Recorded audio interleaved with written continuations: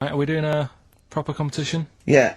Setting up the old Rockbusters, your favourite, isn't it? Well, let's play a tune before. I don't think I can face that well, straight it's away. just that we've also got that song sounds alright, aren't we? Another new feature. That song sounds good. Can I just say before we play a record that we've had an email from Dickie Anderson. Dickers! Richard Anderson. Oh, Dickster, you Dicky Docky Dido, are ya? If you're a new listener, then you won't have come across Richard before, but he loves the show. He's our biggest fan. He's a bit of a, and he loves the show. He tapes it and listens back to it 4 or 5 times. But the great thing about him is he's not afraid to offer a bit of constructive criticism. Oh, well, yeah, go on, what's he said?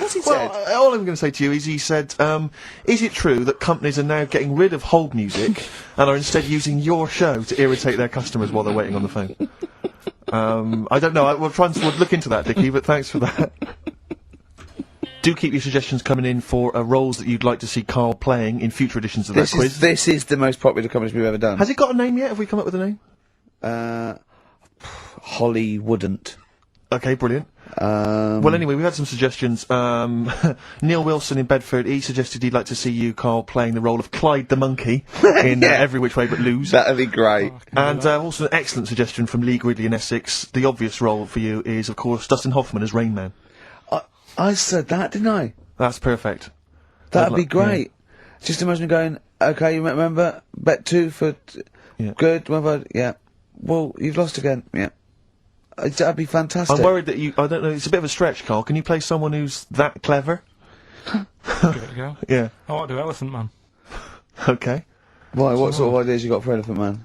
Well, I don't know whether I'd be him or, like, the Doctor. What would you say if you were the Doctor? Just like, oh, how you do that? You know what I mean? How'd you do that? Yeah.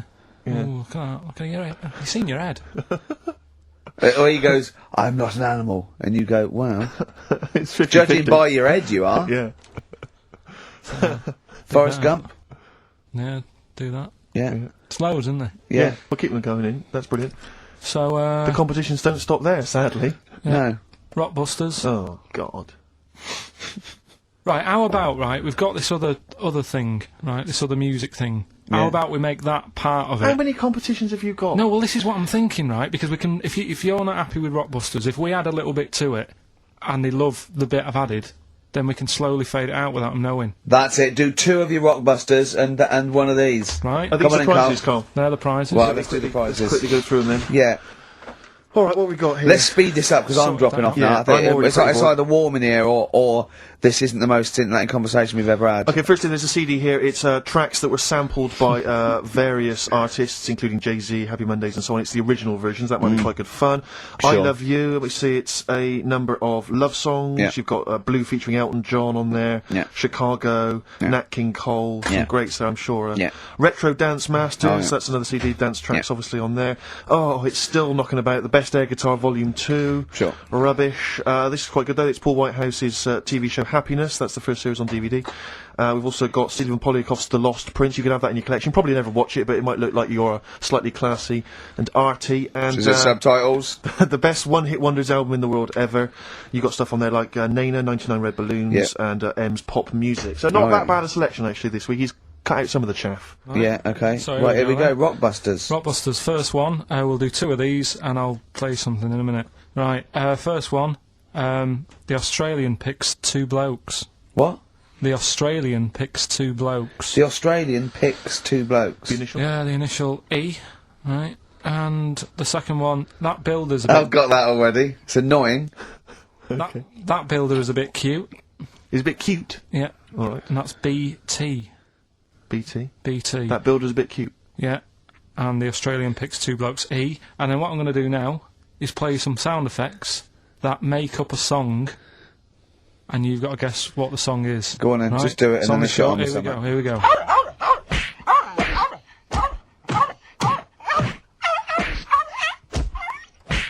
There you go. So what song's that? It's sort of an XFM type okay, song, well, that's isn't it? great. So I should just clarify that the first 2 are band names or artist names, but that's the title of the track that we want there. Yeah, that's okay. right. It's that's so right. confusing. No one's ever going to figure this out. They will, though. They will. They'll do it. Ricky.Gervais at XFM. Hey, listen, we've got the best fans in the world, Steve. Remember that. Remember that. Without them, we ain't nothing. Yeah. So, good luck to you. Do you want to pick a track, Steve? I'd love to. I Have you want to got wear some monkey magic. I want to wear some chimpanzee that. I want to wear some aping around. We've got that still to come. Look Oh, forward I to that, can't believe it. We've got Rockbusters. That film sounds good. And we've got, look at him up in Hollywood. And we've got, like, monkey me, monkey you. We got Gibbon on. Give me some monkey magic, Carl. Hang on, you better do the jingle, ain't you? Oh, chimpanzee that. Right, you'll like this one. What I've found is, found out, like, a lot of monkeys' names. Like, that's how I found out about Oliver. Yeah. What do you mean you found out a lot of monkeys' names? Well, there's a lot of monkeys out there, and you think they're just called Monkey and what have you, but they're all given names, right? So this one that I found about, bit of a weird name anyway, it's actually called Crap, its name, right? And... So, they're not born with those names. It's not like their parents give them those names, you know, they're just chimps. Yeah. Well, this one, right? And, It's called Crap. yeah, I know. Right, but do you know what it's famous for? What crap? Yeah. No. Go on. Is it involved with this show? It's, the first monkey to have its name tattooed on its head.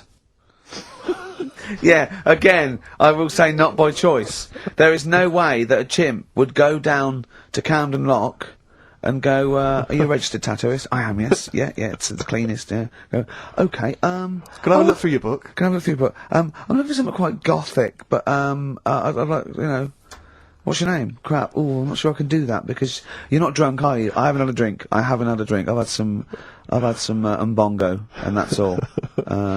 But no. What are you talking about? The first monkey to have its name tattooed on its head. What are you talking about, There's got Carl? to be more information. Don't tell me you're leaving it there. There's got to be more information.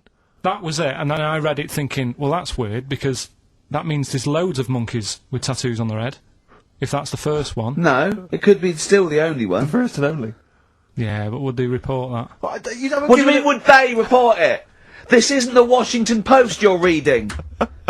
This is mentalists who do websites about themselves every day. What? There's got to be a third Why is act that to that news? story. Why is that news? How did you come across that? Well, you First nut monkey with tattoo head, I mean, what are you talking about? But why did it have its name tattooed on its head? No, it didn't say that. I mean, yeah, I know, it's mad. But it didn't say why. Was that enough for you, though? Did you feel satisfied having read that? Did you not have other I mean, questions? there's no way that is in the Guinness Book of Records. There's no way that is cited in the Guinness Book of I Records. just read it as like, what a weird name for a monkey. And then, ooh, you won't have that on your head. What would be a good name for a monkey? I don't know, anything but that, really. Yeah. Dave. Ted. But, what do you think of that then? Well, I don't know what to think about it, 'cause I don't know what you're telling me. I don't know that that's news, I don't know that it's true. I mean, I don't know where to start with that. Is that all you found? You found something about a No, I'll monkey? tell you, right, when I was searching for stuff on monkeys, right, Yeah, I was searching around, like I always do, looking, finding information, right, yeah. and found out, are you aware of the Iceman? The Iceman? Yeah. Go on. Right, and to me the monkey thing was more... What's the Iceman? Oh, the man that was found in the ice. So you're aware A of him? Neanderthal man. Right, yeah. Ricky, do you know Not a about the monkey, Iceman? though. No, I know, but I just was looking at, like, info. Right. The Sort of thing. 5,000-year-old fella who was preserved in a glacier. That one. Yeah. Right. Yeah. Do you find that more fascinating than the monkey? Well, I know that it's true. Yeah, it's true, but do you find it more fascinating? Well, simply because it's true, I find it more fascinating. I can't act on some. If someone anything that's true is more fascinating. But you see, what I get from the monkey thing, you Yeah. go, oh, I wonder if it was happy about that, and But you accept it straight away. You accept that is true and interesting, and I don't know what that is. I mean, to me, it sounds like a bit of cruelty towards animals. yeah. You know, Because it's just right. I mean, if that's true, it's disgusting to tattoo a monkey's head. It's disgusting. Yeah. Do you know what I mean? Yeah. There's no way. That's what I'm saying. It doesn't do it. If a monkey, if they reported that a monkey went in and got a tattoo and chose it itself and then was riding a Harley Davidson down Camden, I'd go, that is incredible. But I'd really want to see it on the news, and it mustn't be anywhere near the 1st of April. You know what I mean? I think you've just blown next week's.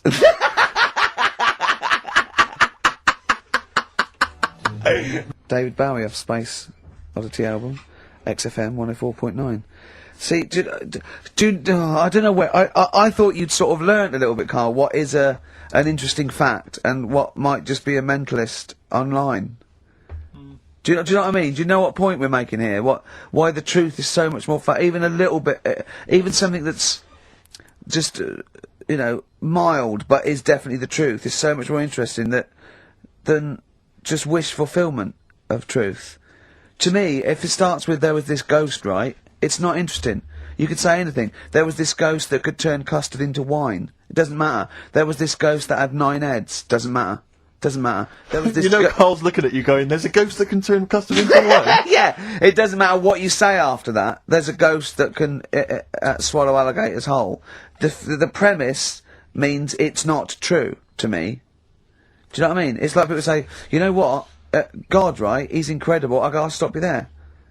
The fact that he can make the earth in 7 days, well, you've lost me already. Do you know what I mean? Whereas someone says something like, you know, a cockroach can live 5 days without a head, that's interesting. That's interesting. Right. Do you think when you die, they say, you're a ghost, this is going to amaze you. You can go and you can spook people out. Yeah. Do you like custard? Come over here. No. Well, if you don't, oh, you don't. Do you like wine? Of course I do. Oh, you are going to love it. You're going to love being You're dead. gonna love it, I've yeah. lost all my loved ones. Yeah. Do you see what I mean? It's what your sort of beliefs are based on. Mine are sort of on, I suppose, logic and science. And So but I'm amazed by the world and. So the Iceman, why does that amaze you? What's like, ooh. Well, they found some part of our preserved past. You know, it's interesting. Again, I'm amazed by anthropology and evolution. Yeah. Go It's on. just that line on its own like that, you know, they found an Iceman is great, but then it went on, and it's going on about, you know, they've had to get different people involved to find out how old it was. Because first of all, the story started off, right, an old fellow on holiday somewhere, where did they find it, in Sweden or something? And he was walking in the hills, and... He was walking... In the hills. In heels? Was he a transvestite? In the mountains. Oh, right. In the hills. Yeah. Yeah. So he's walking about, and he sees this body in the snow, and he thinks, oh. So he calls the police up, and they come and have a look, and he goes, oh yeah, it's probably a murder. So then they dig it up and find out he's got hold of a spear in his hand. Right, and he's dressed like Fred Flintstone. Yeah. Right. And they realise it's probably not a recent murder. Right. His knuckles are dragging on the floor. He's Yeah. a Neanderthal man. They Yeah. think, hang on, Karl Pilkington. But when they found out, hang on, it's an old thing. It's an old thing! Can it? If it was a murder recent, then you'd go, hang on, how did this happen? Who does he belong to? Yeah. But the chances are whoever murdered him is also dead. 5,000 years ago, probably, yeah. So leave it. Just bury it. I don't think it's a murder investigation. No, but they are. It's not Quincy going, this was before my time. It's not a murder investigation. Yeah, Karl. just one thing bothers me, sir. Just one final thing. My wife loves you, but this guy. That's how they were Why treating would he it. have a spear Yeah. and a leopard skin? I just can't get over this. What are you talking about? That's what I'm saying. What are you saying? Right, shut up, everybody. What are you saying? You've got one chance now. You've got to ask me a question, and I will answer it the best way. But what are you saying? I'm What is your saying, question? Right, he probably spent a load of money. That's trying not to a sort question. out- That's not a Yeah, question. but let me tell you what I'm saying, right? They're probably spending a load of money finding out stuff about this fella who died. And even if he wasn't murdered, he'd be dead by now anyway. So get over it, right? 3,000 years ago, he died, right? So then they start messing about with it, saying, well, how did he die? Well, it doesn't matter. It was ages ago. Then they start digging his belly open, seeing last meal that he ate. Yeah. Oh, he ate seeds and leaves. Well, no surprise, really. There's now else around. Again, spending more money. Someone's been paid money to sort that out. Then they bury him, and then said, hang on a minute, are you sure that he died by, like, a spear? Let's dig him up again. So they dig him up again, and find some splinter or Sorry, something. I don't believe they buried him. They did. Well, in some sort of fancy coffin so everyone can see him. But for me, that is more wasteful than sorting out something that's, you know, like someone who's ill. sort something out. You know, No, sorry, it's not either or. They didn't put a doctor out of surgery. Exactly. There's working- not an old man in a bed in a corridor somewhere. Yeah, going, they go, Ted, what are you doing? stomach?" I'm just giving this bloke a stat clear. No, look, we found an old fella in a skit. Okay, okay, you Yeah. take over. It's not either or, Carl. What are you talking about? It's scientific research. But don't you see why this is fascinating? It gives us an insight into how we lived 3,000, 5,000 years ago. That's an incredible historical document. What if it was your equivalent? What if he was like the Carl of the time, and there's people, ghosts now through there going, "Oh God, I don't believe it." They've dug up Carl. They think we're all like that. Oh no, Oh no, they're going into his brain now. They're looking at how his brain works. We're going to get such a bad rep. Oh Well, dear, each to their own. If you like it, I just thought it was a bit of a waste of money. a little bit of a waste. Yeah, okay. But there you go. Anyway, will we give out the answers to Rockbusters next? If we Yeah. must. Yeah. It sometimes stuns me. Sometimes I'm taken aback. Do you know what I mean? But what worries me is if one day aliens do visit I'd love and that. they come down. Yeah. But what worries me is they might bump in. What if they bump into you? What if they bump into you and they think that you represent mankind? And they go up and they start another planet. They say, Oh. we'll ask you 3 questions, and if you answer them correctly, we will not blow up your planet. Yeah. We'd be doomed. It depends. It depends what they ask you, don't they? What if they said, right, Carl, what's the weirdest thing ever found in China? I'd say hairy Chinese kid. And they go, right, Okay, interesting. two, all right. What don't you see anymore? What do you see an old bloke doing? Don't see an old fella eating a Twix. Yeah. And they say, what if they asked you, what's across the road from you when you're washing up? Well, there's 3 things. Do you just want one of them? No, Yeah. I want all 3. You want all 3? There was a Chinese kid dancing about in his underpants. Yeah. There was a bouncer every Yeah. night getting ready to go to work. And the third one, the old woman reading a book, the same book. And they every go, night. right, your planet's saved. See. Gorg, back in the ship. Yeah, they are we- a superior race. Moving on. Answers? Nearly done. Let's play Rockbusters. Alright, first one was the Australian picks 2 blokes. The initial was E. The answer there, Eminem. Eminem. Alright, the second one, that builder is a bit cute. The initials there were BT. That was Bonnie Tyler. And then we introduced a new bit to the show. That song sounds alright. These were the effects you heard.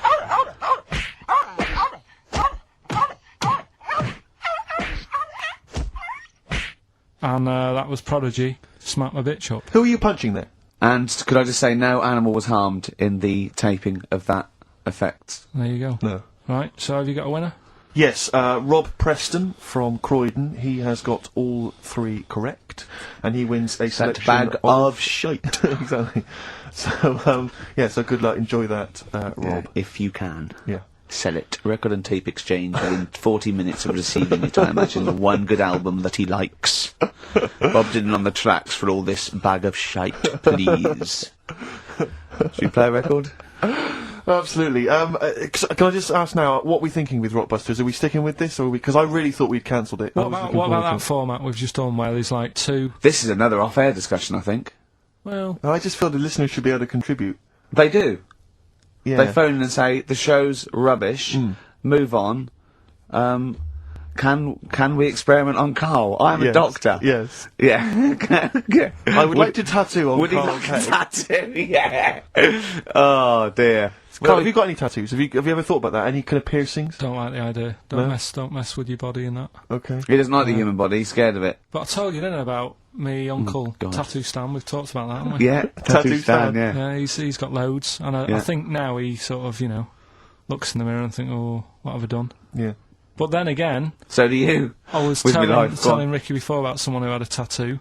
It's a bit horrible, really, isn't it? I don't know, I can't remember. The skin thing. Oh, God, yeah. You're not going to tell us it? Again, I'm hoping it's not true because it's from Carl, but it's pretty disgusting. But yeah, unfortunately, because there's no paranormal or animals acting like humans involved, I think it might be true. It's a fellow who kept his dad's tattoo. Yeah, he just sort of, when his dad passed away, he got the skin off and put it in a frame. Who'd you ask to do that? Oh, man alive. Ashes to ashes. Sorry, before we bury it, you don't... Before we cremate, and I've got a do you Stanley knife. Do you do any other services? Like what, my son? I'll just pop pop some of him in a jar for me? I'm sorry? How do you... I mean, that I is... bought this clip frame from IKEA. Yeah. You just slip that between there. $4.99. Yeah. That I is imagine all your father is a man who's probably appalled by the idea of tattoos, earrings, things like that. I imagine he's quite an old school gent. He's never sort of said anything, but If you came back with an earring, what would he have said when you were a youngster? I never saw him that much as a kid, so I don't think he'd have noticed. My mum would have said, "What have you done that for?" Yeah. Our kid had a tattoo, and an earring. Sorry, is this the one that borrowed a tank from the army to go and get a packet of fags? Yeah. That's Well, there you go. We must tell that story again next week. For Yeah. those that are fairly new listeners, that's got to seem tantalising. Yeah. Your brother once drove a tank down to the local shops to buy some cigarettes. Absolutely true. Yeah. It's an extraordinary story. But that's it. We don't It have was to that talk- other auntie you told me about in the week. Not Auntie Nora, the one that farted for 5 minutes, but there's another auntie you talked about. How many aunties have you I got? haven't really got another auntie. I've got me brother, Yeah, who I haven't seen in ages. yeah. My sister I hadn't seen for about 12 years. Then I saw her again, and then she got fed up because I said, Oh, she had a new the kid and you baby. went with all the same. I've seen one, I've seen them all. "Yeah." Imagine saying that to your sister. Your sister, you haven't seen her for how long? I hadn't seen her for about 12 years, and then for some reason I met her in a car park in Wales. Right. And It's incredible, isn't it? For some reason.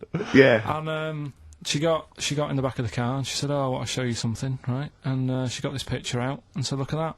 And it was one of my new nieces and nephews. You It was can't tell, her can you, if it's daughter a boy or or her a girl. son? Yeah, or whatever. And she said, "Look at that." And I said, "Oh." And I sort of said, "Well, there's no point showing it me. All babies look the same, don't There's they?" no point in showing it me. It just takes 2 seconds of your life. You go, oh, Yeah, lovely. right. That's all you have to do. If it was a first, Yeah. I'd say, "Oh, I'd show a bit of interest, even though." Do you think the novelty wore off for her with the second kid, third kid? Sixth kid. I think even she should be bored of looking at pictures of babies. Kind of a woman is she? And can I get her phone number? Right, is that it then? Play a tune. Have we got? Is this it? Yeah, Have this we, is it. have This we is got to the wrap it last all one, up? Yeah. Oh, Go well, I on. forgot to bring in a song for the ladies this week, so I thought I'd play a song for people who enjoy the work of Deep Purple. That run and run. Rockbusters. Yeah. What? Agreed. Yeah. Yeah? Yeah. Should we do that? Yeah. Brilliant. Go on. You're rejuvenated, are you? Yeah, let's It's gonna go for it go now. Let's second hour. Yeah. Yeah. Hangover finished with? Yeah. It's yeah. all done? Done. Good. Done. Had some water. Excellent. That'll often sort it out. Yeah. Well done. Flea is the best way. He just had an argument with a punter. Someone called up and said, "I don't think a flea's very good. How would the flea know?" Tell him what he said. He said, "How would the flea know what train to get on?" He went, "He get to Houston and look at the timetable." Yeah. Yeah, and he went, "We're not going to agree on this." He got annoyed at him because the bloke said he'd be better to be a wasp. Yeah. A wasp would not survive, would it, on, a Virgin train or something? So, Why wouldn't it? it just wouldn't, because people really don't like wasps, so somebody would end up clouting it and killing it, and that Yeah. brain would never get to his body, so... Yeah. Right, yeah, it is quiz time. Whee! This is the moment we've all been looking forward to. Go on, do you want to tease them with the prizes? No. Not really, because they might not bother phoning in. Or, it's not a phone, or is it? It's an email. Alright. Okay, well, a quick reminder, then we got to the office. I don't want people to think that we'll just keep plugging the office DVD. We've got nothing else to give away. No one gives anything away. No, Those that's are just why. hanging around in Carl's little room. Did you get a guy from HMV just to nick these from HMV The and carry them out? beard and the ponytail. Was that the Yeah. story? So we got the Office DVD, obviously. We got the remix, XFM's remix album, Volume 2. That's sort of remixes of various tunes. Quite a good little compilation album here. One of those kind of the best Coldplay, Travis, Oasis, blah blah blah blah blah albums in the world Excellent. ever. And Let's take some of them, because there's nothing in the library. exactly. Have a look on there. See what 4 you fancy. Alanis Morissette, 9 Catatonia. I just counted, didn't that? But the big one, the big star prize that you're all playing for is, of course, the DVD widescreen version of Children of the Corn, Stephen King's horror film. Lest we forget, it's got Peter Horton as the star. so look forward to that. We're going to give Shadow away separately, are we? We're going to do that separately. Yeah. We'll give away the DJ Shadow tickets at a separate. Right, so we're playing for those DVDs and CDs, and what And we're it's an gonna email do- competition. Don't bother phoning in. Email, yeah, the phone lines are lighting up a bit, so put the phone down, get the computer started up, Yep. and it's ricky.gervais@xfm.co.uk, if you know the answers to these, right? And the way it works, we did it last week, but if you didn't hear it, I'll give you some initials, and like a bit of a cryptic clue.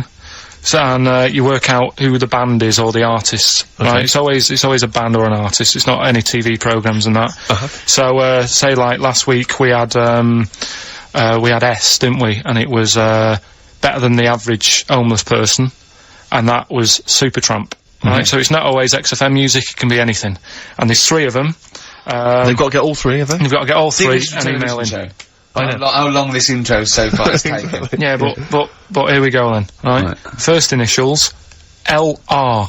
LR. LR, Okay. right? Yeah. And the cryptic clue is, You should have thought it through. You should have thought it out before you came in. Yeah, cryptic clue. You've got it? Yeah. I'll take that book to the toilet with me.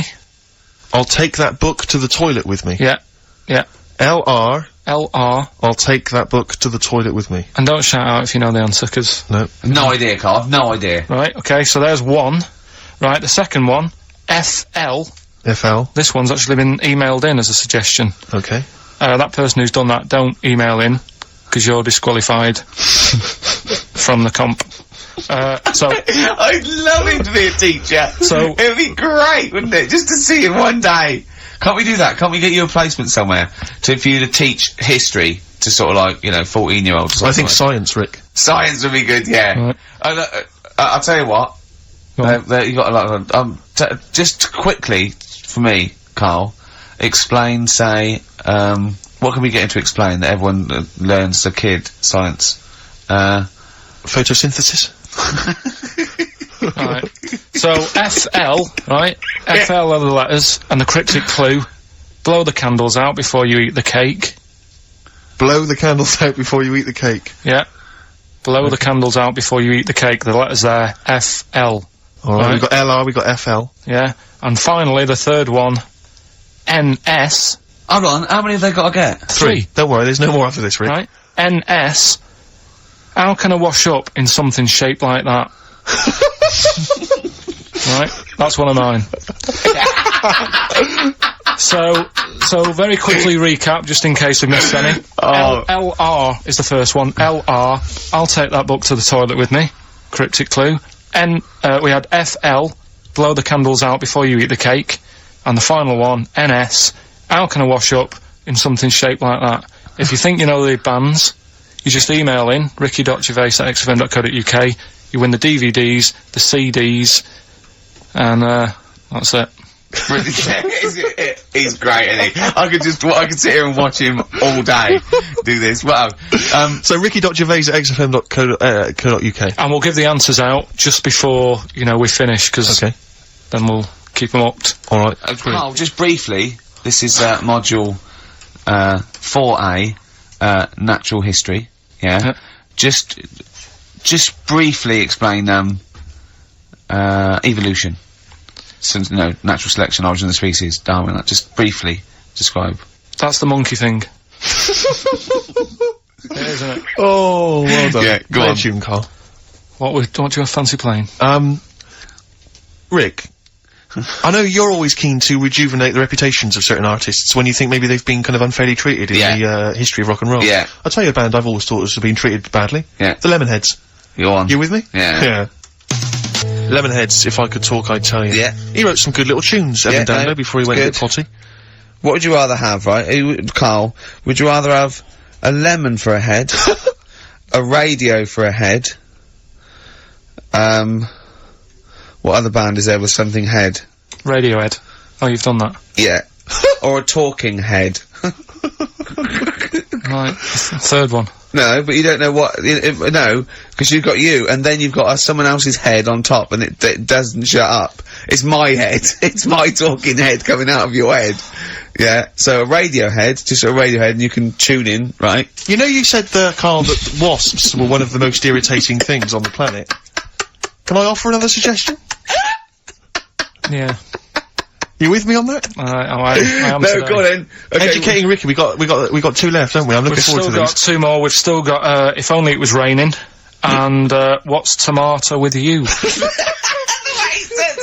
I'll tell you what, I wish the listeners could see how happy he was when we started getting emails coming in. Oh yeah, people, they're flooding in, actually. Yeah, and he's so happy, he started dancing along going, well, that proves it's a good competition, he said! Look at that, look at that. Ricky, look at that, mate. What? There's Look loads of at people that. emailing there. Yeah. And I'll tell you what it is, Carl. It's not the competition. It's this, Children of the Corn! Widescreen DVD! Next week, some staples and pencils! I'll tell you what. A piece of carpet! Tell you what, right? What? now we've got them and they're staying. Something we've still got to do. Yeah. Is He is running the show now. He's doing well, isn't he? Because I've done nothing. I've done nothing towards this. I'm coming out my hangover a little bit. If you're worried. remember. So go on. Remember last week we started a new feature called Yeah. That Song's Got a Good Story in It. And Brilliant. I love your catchy titles. They're excellent. Right, and the idea was it was a story in a song, which meant that if it was played on the radio, you couldn't just like fade it out because you've got to have the full story. Yeah. Right. Well, last week we started the feature with Stevie Wonder, "Living for the City." Yeah. Right. But you played the version where it fades out. Yeah, I didn't know there was more to it, so Steve told me what album it was on. Yeah. I've gone and got it. We've got the second half to that story Yeah. this week. Yeah. So, you've got half the story. What was it? What had happened is, like, the lad's living in Mississippi. There's not much going on there. Mississippi. That's someone off Rainbow's mum. Yeah. Living Mississippi. Yeah. His man was a cleaner. Yeah. Trying to get by. They didn't have a great life, but they still looked after the kids and stuff. There's more to it than that. Have you got it ready? There's more to it than that. ready. I should hope so. We'll probably do it at about 11:30. So look forward Okay. to that, the second half got of that. Stevie Wonder's Living for the City, a week later. I love a show that's carefully planned. So listen, no, I watched the tomato this isn't a thing. show. This isn't a show. This isn't a radio show. This is. I don't know what this is. No, I don't know what it is. We might as well start banging tambourines and it's ridiculous. This is rubbish, right? But wait, some people emailed in, put him in a wheelie bin, went to Blackpool, right? Some people emailed in the songs with stories in it. One of them was Babushka, and he went, "What's that?" And I went to ask Katie Bush, "What is it?" I said, "Oh, it's about a woman who dresses up as another woman to introduces her husband." He went, "They wouldn't work." Just dismissed it like that. Why do you think it would work? Because you'd know. I mean, say like, right, Suzanne, right, who I go out with, Yeah. right? She can see me from, say, if I'm coming down the high street, Yeah. she knows it's me by the way I walk. Right. So, just the fact that this woman went and put a wig on, there is no... You haven't even heard the song! I know, but you're saying that she put a disguise on and he's like, oh, I fancy her, and he takes her out, and he doesn't know it's his missus. It's just... You're not buying it. I mean, I'm controlling this Whereas feature. the flea with your brain going to Glasgow, perfect sense. Yeah, Babushka, rubbish. Carl, can we have the tomato story after the next tune? Yeah, Bit of Coldplay. Yeah, love it. yeah. Coldplay, a scientist on XFM 104.9. Right, competition, isn't it? No, it's Educating Ricky Part 2. Oh, is it? Yep. I wasn't even listening. He's doing all the work, I wasn't even listening. Oh, and he's spilled some water down that. Right, what's this one again then? Right. What's the teaser headline? Teaser headline is, What's Tomato with You? Brilliant. Yeah. Go on. How excited were you when you came up with that? You couldn't wait to come in and tell us, could you? I He's think it's a face. good one because you won't forget it now, will you? I mean, like the worm one. What's so special about the worm? You know, a lot of people think that if you cut a worm in half, two worms will grow, but no. What happens is if you cut the head end slightly nearer the tail than the tail will die, but the worm with the head will be okay. So, it's exploded a myth and taught me something. Right, so, the second one, part 2 of Educating Ricky. What's Tomato with You? Yeah. What this one's about is, ages ago, Scientific. There's never a date. There's never a country, a location.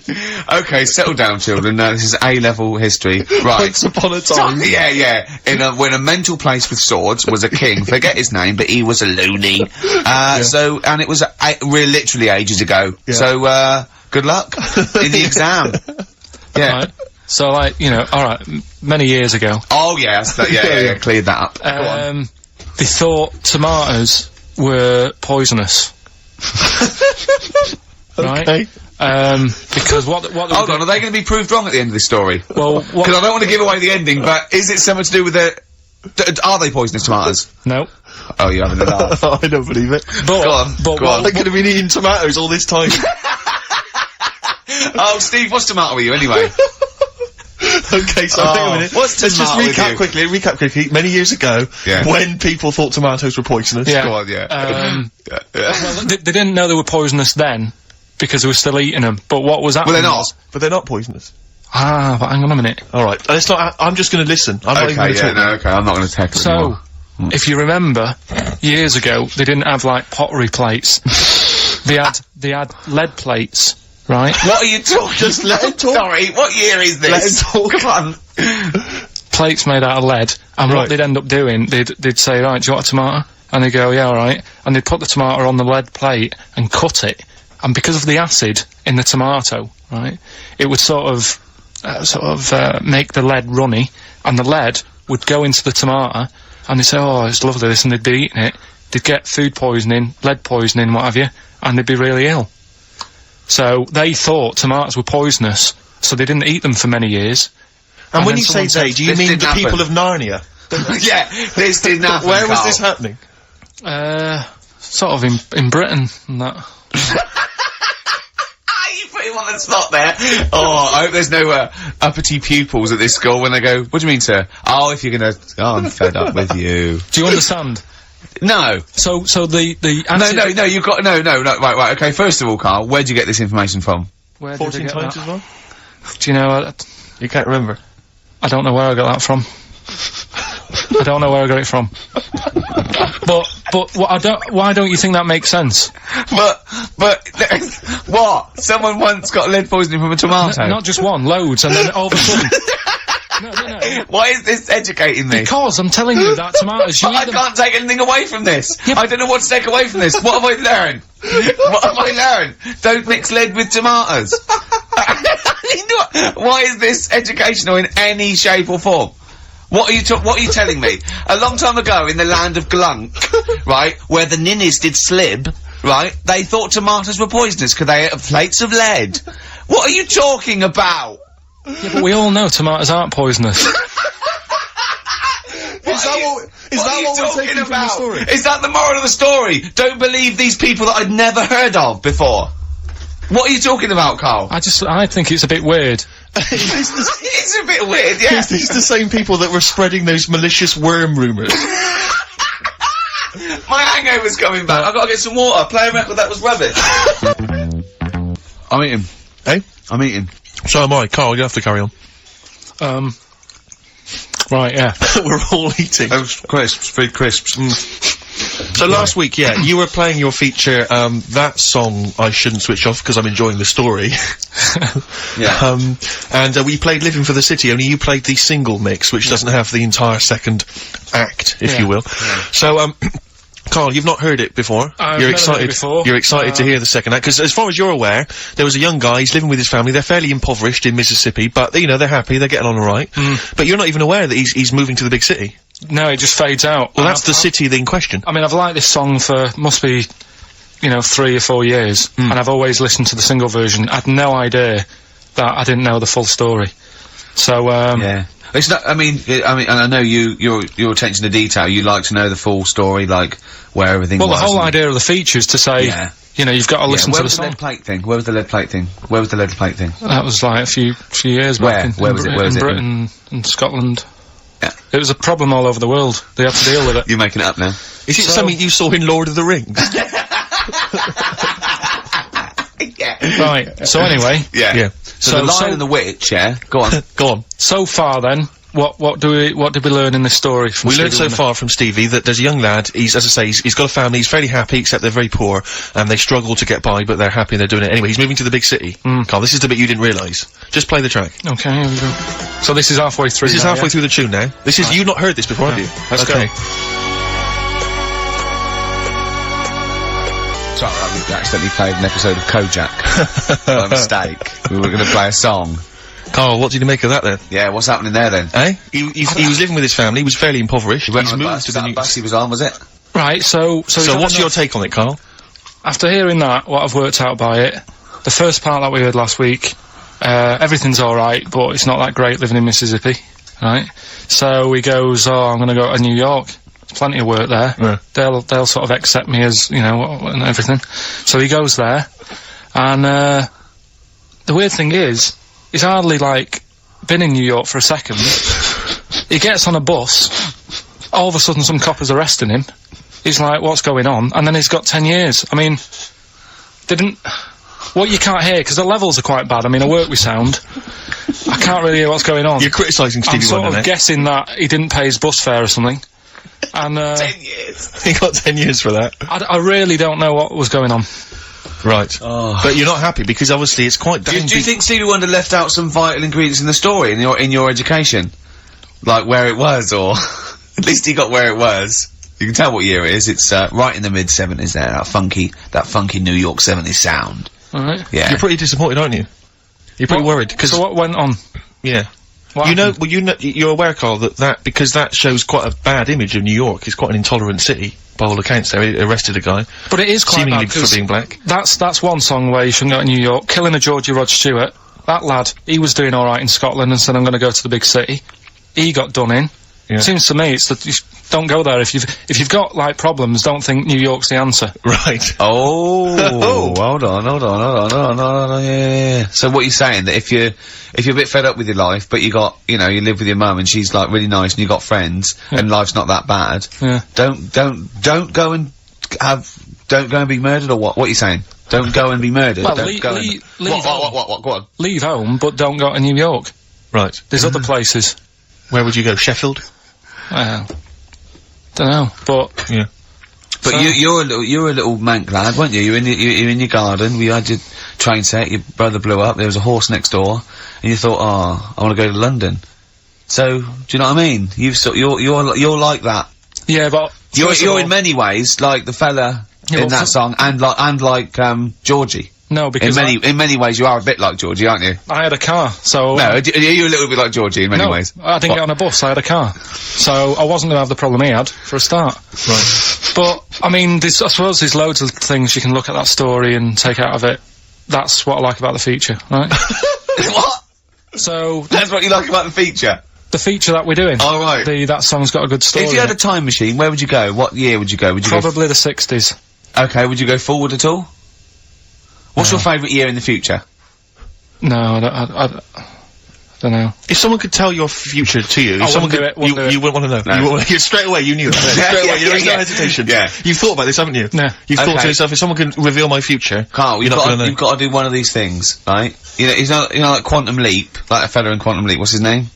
I forget his name, but yeah. Yeah, and you've got a little fella with Hal, and he's telling you that, right? Would you rather go back, and you go in someone's body, would you rather go back, you could go back to be, a donkey that's carrying Mary to Bethlehem.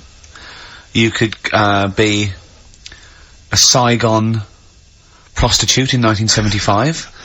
All those GIs queuing up. Think about it. Or, you could be, Moby Dick.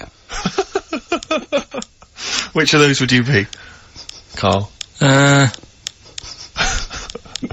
Think about it. Probably Moby Dick's the best option, isn't it? Okay. So that's- What work have we got? Play a tune, Carl. After this, we need to educate Ricky for the final time. Final time educating Ricky. We've still got to give away these tickets to DJ Shadow, and we've got to give the answers to your Oh, magnificent we've only got a competition. quarter now. It's not enough time in this show. It's packed. Race for the prize from the Flaming Lips. Competition answer time, is it, Carl? Yeah, we did this like about an hour ago. Rockbusters. Rockbusters. With Karl Pilkington. Yeah, I gave you some initials. The initials sort of made up a band. We had LR, we had NS, we had FL. Well, give us the clues. Give us the clues and the answers. What? Right, so LR, the clue was, I'll take that book to the toilet with me. What's the the answer? answer? Lou Reed. Lou Reed. Good. That's very good. That's Okay. very good, Carl. Well done. Right, okay, next one. FL, blow the candles out before you eat the cake. Yeah? We just played them. Flaming Lips. There we are. Okay, and the final one was NS. How can I wash up in something shaped like this? Yeah. That was NSYNC. Yeah? So, NSYNC. NSYNC, it'd be a bit... NSYNC. If you had a sink, you wash up in a sink, Yeah. shaped like an N, you'd be like, oh, have I got everything out? So- Has anyone got that? Wow. Right, Well, so... no, there are right answers, I have to say, Carl. You've done very well. It was an enormous response. I'm just going to click on one of these emails randomly. I'm not even going to look. Who we got here? We've got Kath Turner is the winner. Kath Turner gets those great DVDs and I CDs, think Kath's including watching Children of the Corn tonight. Children of the Corn. She was going out, but I imagine she's going to phone a few friends and say, I can't come out, I'm ill. Exactly. They go, you're not watching Children of the Corn. I go, no. And we've learnt as well that there are about 5 other sequels to Children of the Corn, so maybe we'll give those away consecutive Brilliant. weeks. What else have we got to do? Have we got anything else to do? Quick, Carl, what would you rather be, a tree frog or a tree crab? Quick. What would you rather be? Straight away. Tree frog or a tree crab? Tree frog. Why? Don't know what one is. You just said pick one quick. A tree frog or a tree crab? What would you rather be, a tree frog, yeah? Yeah. Okay, what would you rather be, a tick or a leech? They both suck blood, there's not a lot in it, go on. Leech. Why? Because I heard they've got, I was reading about them yesterday, they've got 300 teeth, and what they do is, if they get on you, right, and you didn't get it off with a match or anything, it would stay there, and it eat 5 times the amount of blood to make it 5 times bigger than the size of itself. Oh, you're a scientist! And then it'll just go, oh, I've had enough, and it falls off. Okay. Naturally. What would you rather be, a puppy or a kitten? Kitten. Why? Just look better. Okay. Yeah. Some great adverts there on XFM. I enjoyed them. 104.9. Absolutely. We have to give away these 3 pairs. We have to give these away, Rick. Yeah. We've got 3 pairs of I DJ know, but Shadows. this turn up with this and is there's just not enough so time. jam-packed. I think we've planned too much for this We show. have indeed. Next week, I think we have a little bit flabbier next week. Rick, do less. Rick, can we chill out next week, please? Yeah. Go on then. So yeah, any ideas, guys? Any questions? Sort of DJ Shadow related questions? Any Shadow or DJ questions? Carl, any ideas? What does the word DJ mean? Yeah, it's too easy. It's I'll tell you something I do know. Go on. Right. But I can't really get a question out of it. Go on, just tell us. There's a shadow somewhere. It's already good, isn't it? I'm loving it already. No, right. There's a shadow. I think it was in America. Yeah. And it's on a quiet road. I'm guessing somewhere like Boston. That's what I imagine. Okay. Right? No. Somewhere like Boston. And people at night used to see this shadow moving about. And they'd go, what's that? Right?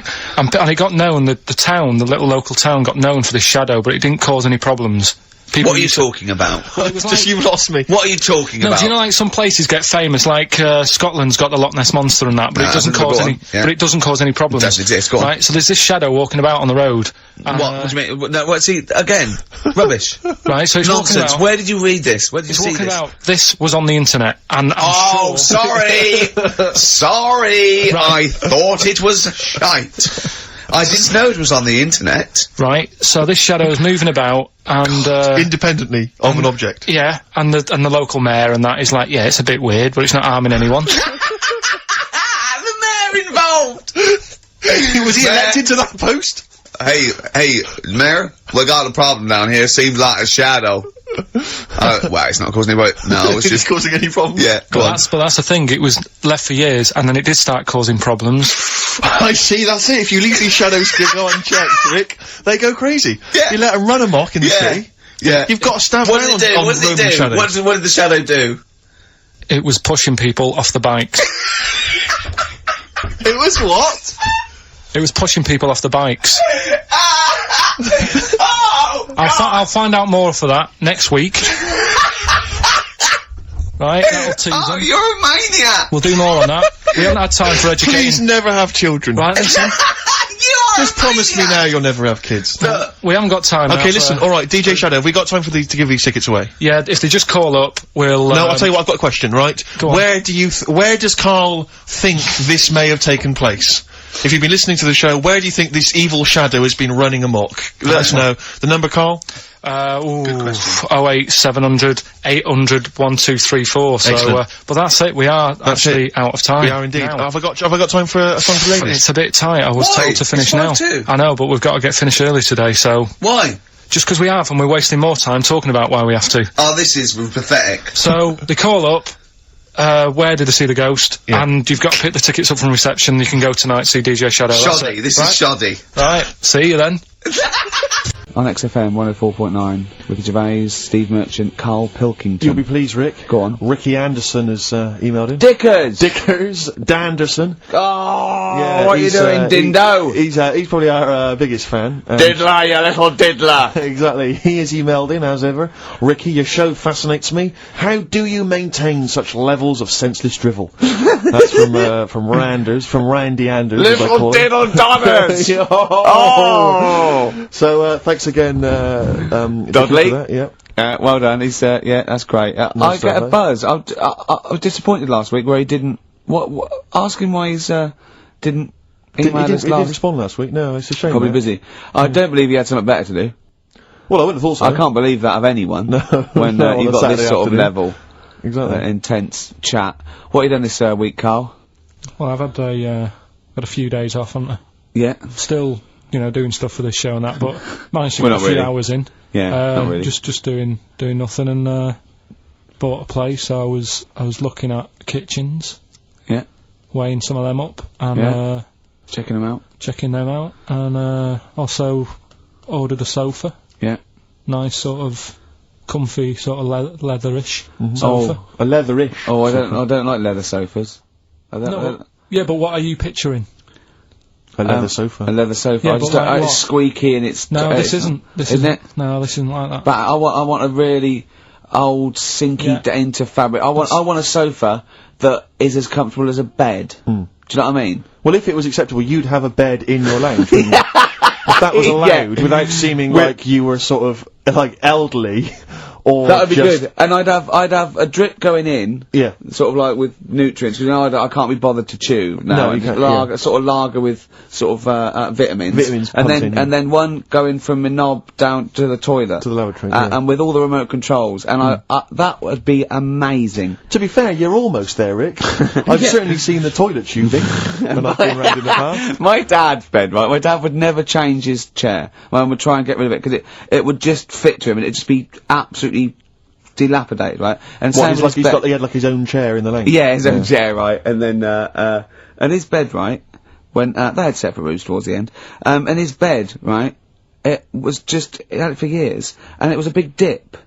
It was just Really? like a spoon in the middle where it was concaved. Where it and my mum used to just vacuum it out. Oh! Well, the little bits are like, he'd have a fag in bed or he'd do his roll-ups in bed. Yeah. And, Oh, he that's said to grotesque. him, why do you like that bed? It's curved, he goes, it means I can't fall out. The idea, it was like in a hammock. That's great. That can't have been good for his back. Well, I don't think it mattered towards the end of it. Yeah, so, a hammock would be, I really would love a hammock. Or anything, a big beanbag would be good, wouldn't it? With a telly. A beanbag as big as a bed would be amazing. Yeah, but this is still the telly thing, because do you prop yourself up a little bit to watch it? Do you watch it on the side, which is annoying? Do you turn the telly on the side? I've always wondered about that. The weird thing is, right, I've mentioned before about certain things that are just right, like your hand, 5 fingers is just enough, right?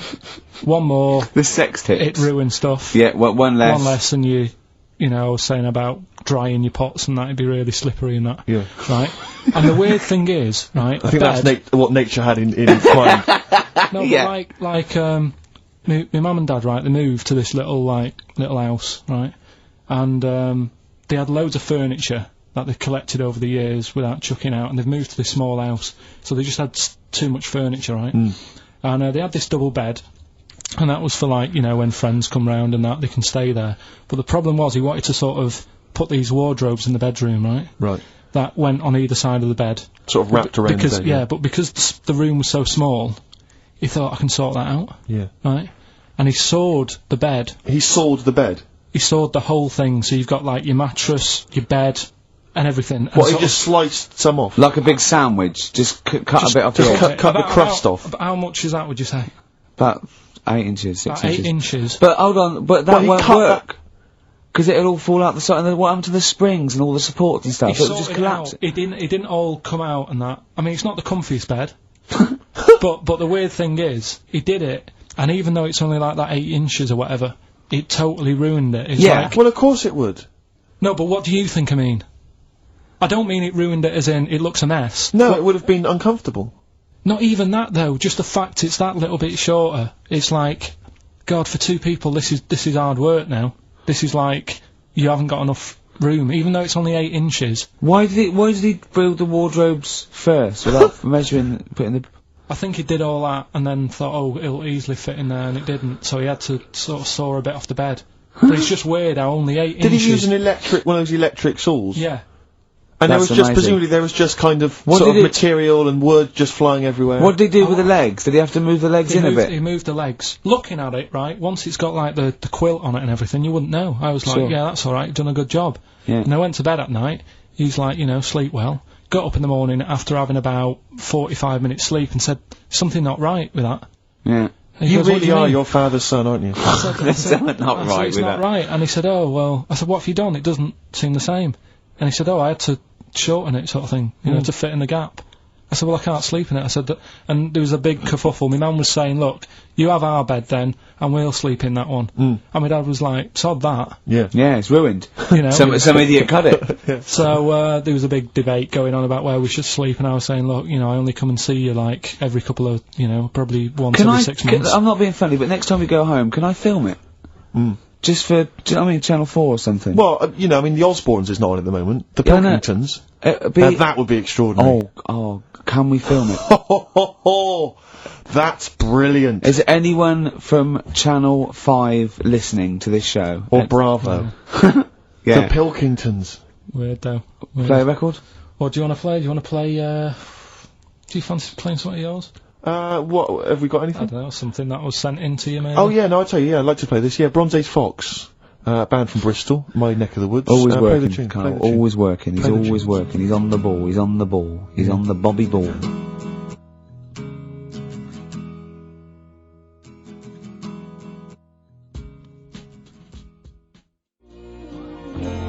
Coldplay, The Scientist, XFM 104.9. I'm Ricky Gervais with Stephen Merchant and Karl Pilkington. Carl, what are you doing? I wish that's how you spoke. Right, what are you doing then? What's Let's have going a on? quick reprise, if we could, of the Rockbusters clues. Yeah, Rockbusters, if you've just tuned in, you've missed it this week. It's your 3 Well, no, you clues. haven't. That's why we're giving the clues again. Yeah, I know, but if they haven't, Eh? What? say if they've been busy. And Just give the clues again. first one. God. Don't argue with him, because he isn't going to change his mind. That's AA. Second one, he always gets what he always gets what he wants and doesn't worry about anyone else. That's P. Yeah. And the third and final one, oh, I might have to put that woman in the oven. AB. Interesting. Are we telling him or still? No. still chance? Yeah. People have still got a chance to win those extraordinary prizes. Ricky.gervais@xfm.co.uk. We've It's still email got only. features to come though, Steve. It's Go on. incredible. We've still got Ritual. We've got Where, Ri- like, remember last time? People in India, it's good to have a flathead. Yeah. We've got Do We Need 'Em? I've got That's Ridiculous. That's a great game. What should we do next? What should we do next? It's too much. Do we need him out of the way? Let's Get get Do it We out. Need 'Em out of the way? Yeah, just go. Let's explain it again. If you're new, I'm sort of on a bit of a mission to find out, you know, we've got a lot of animals and insects in the world and stuff. Do we need them all? It still amuses me. So we've found out we've got to keep jellyfish. We've done octopus. She said we've got to keep them. This week, snails. Do we need them?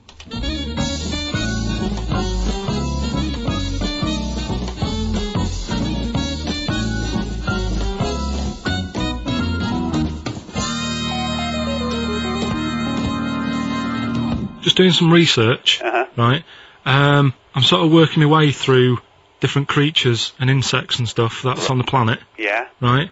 And finding out if we need them or not, right? yeah. Do you know much about snails? Sea snails, Well, yeah. so snails in general. Don't know much about snails, land snails. Know a bit about sea snails, like whelks, top shells, that sort of thing. Would you say they're important? What sort of sense do you mean by important? Say if we had to sort of get rid of some animals and insects and that because we're running out of room. Right. Do you know what I mean? Because I'll tell you what I know about some snails. I don't know if this applies to sea snails as well. I mean, I called you today because a lot of other places are shut. Yeah. Right? So, I know they like to eat stamps, apparently. The glue on stamps. They love it, right? Right. Apparently a lot of letters and stuff aren't getting to where they're meant to be getting because snails are crawling into letterboxes and eating the Right. stamps. That obviously doesn't apply to the sea ones, but that's a problem they're causing. All right. Were you aware of that? No, I Well, didn't know that. bet you're glad you answered the phone today. right? They love beer, Beer, yeah, who doesn't? and also, I don't know if this is right, but I heard that they sleep for 13 years, or can do. Right, I wouldn't know if they can sleep for 13 years or not, but I think sea snails are pretty important. Yeah, they do quite a good job in the sea. They graze on algae, and they provide food for other animals. I mean, you can say that about any fish, you know, or any animal. Why do they exist? Would you be upset if, you know, someone said, we're getting rid of them? Oh yeah. You would be? They're an animal, you know, I wouldn't... Forget being like favouritism and all that I get for them, right? There'll be other things knocking around you can sort of spend your time looking after. You'll still have a job, don't be worrying about that, because I'm not going to get rid of all the fish. Jellyfish need looking after, so you're safe. Yeah. But do we need them? Come on, there's loads of people saying, come on, we've got to move on through the animals, and you're holding them up saying, well, I want to keep them. Well, who's saying we need to... That just sounds a bit crazy to me. Just imagine. Do you know what I mean? And they would come to you because you work in an aquarium, so they'd be asking for your advice. Right. And you're slowing it down. Well, they asked for my advice and I'm giving it to them, so, you know, that's what I think, anyway. Yeah, but snails, you know, I mean, like I say, they drink beer and that, you know. What do they do apart from some food for a whelk? They were around, their descendants were around a lot longer than we have been. Yeah, they've been around a long time, but what have they done? Well, they've survived that long, so they must be doing something pretty good. Well, apparently they sleep for 13 years, so really, even though they've been around for ages... I think that sounds a bit... I don't think they sleep for 13 years. Not all of them, just the tired ones. So, snails, do we need them? Well, yeah, I just think they've got to, just as, you know, it's not for us to say, do we need them or not, we can't. So you think we should keep them? Yeah, definitely.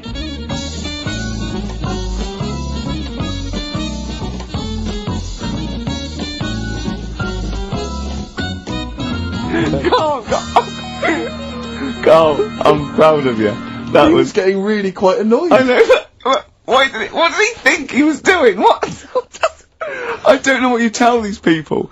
I mean, you don't get their permission to play this out, do you?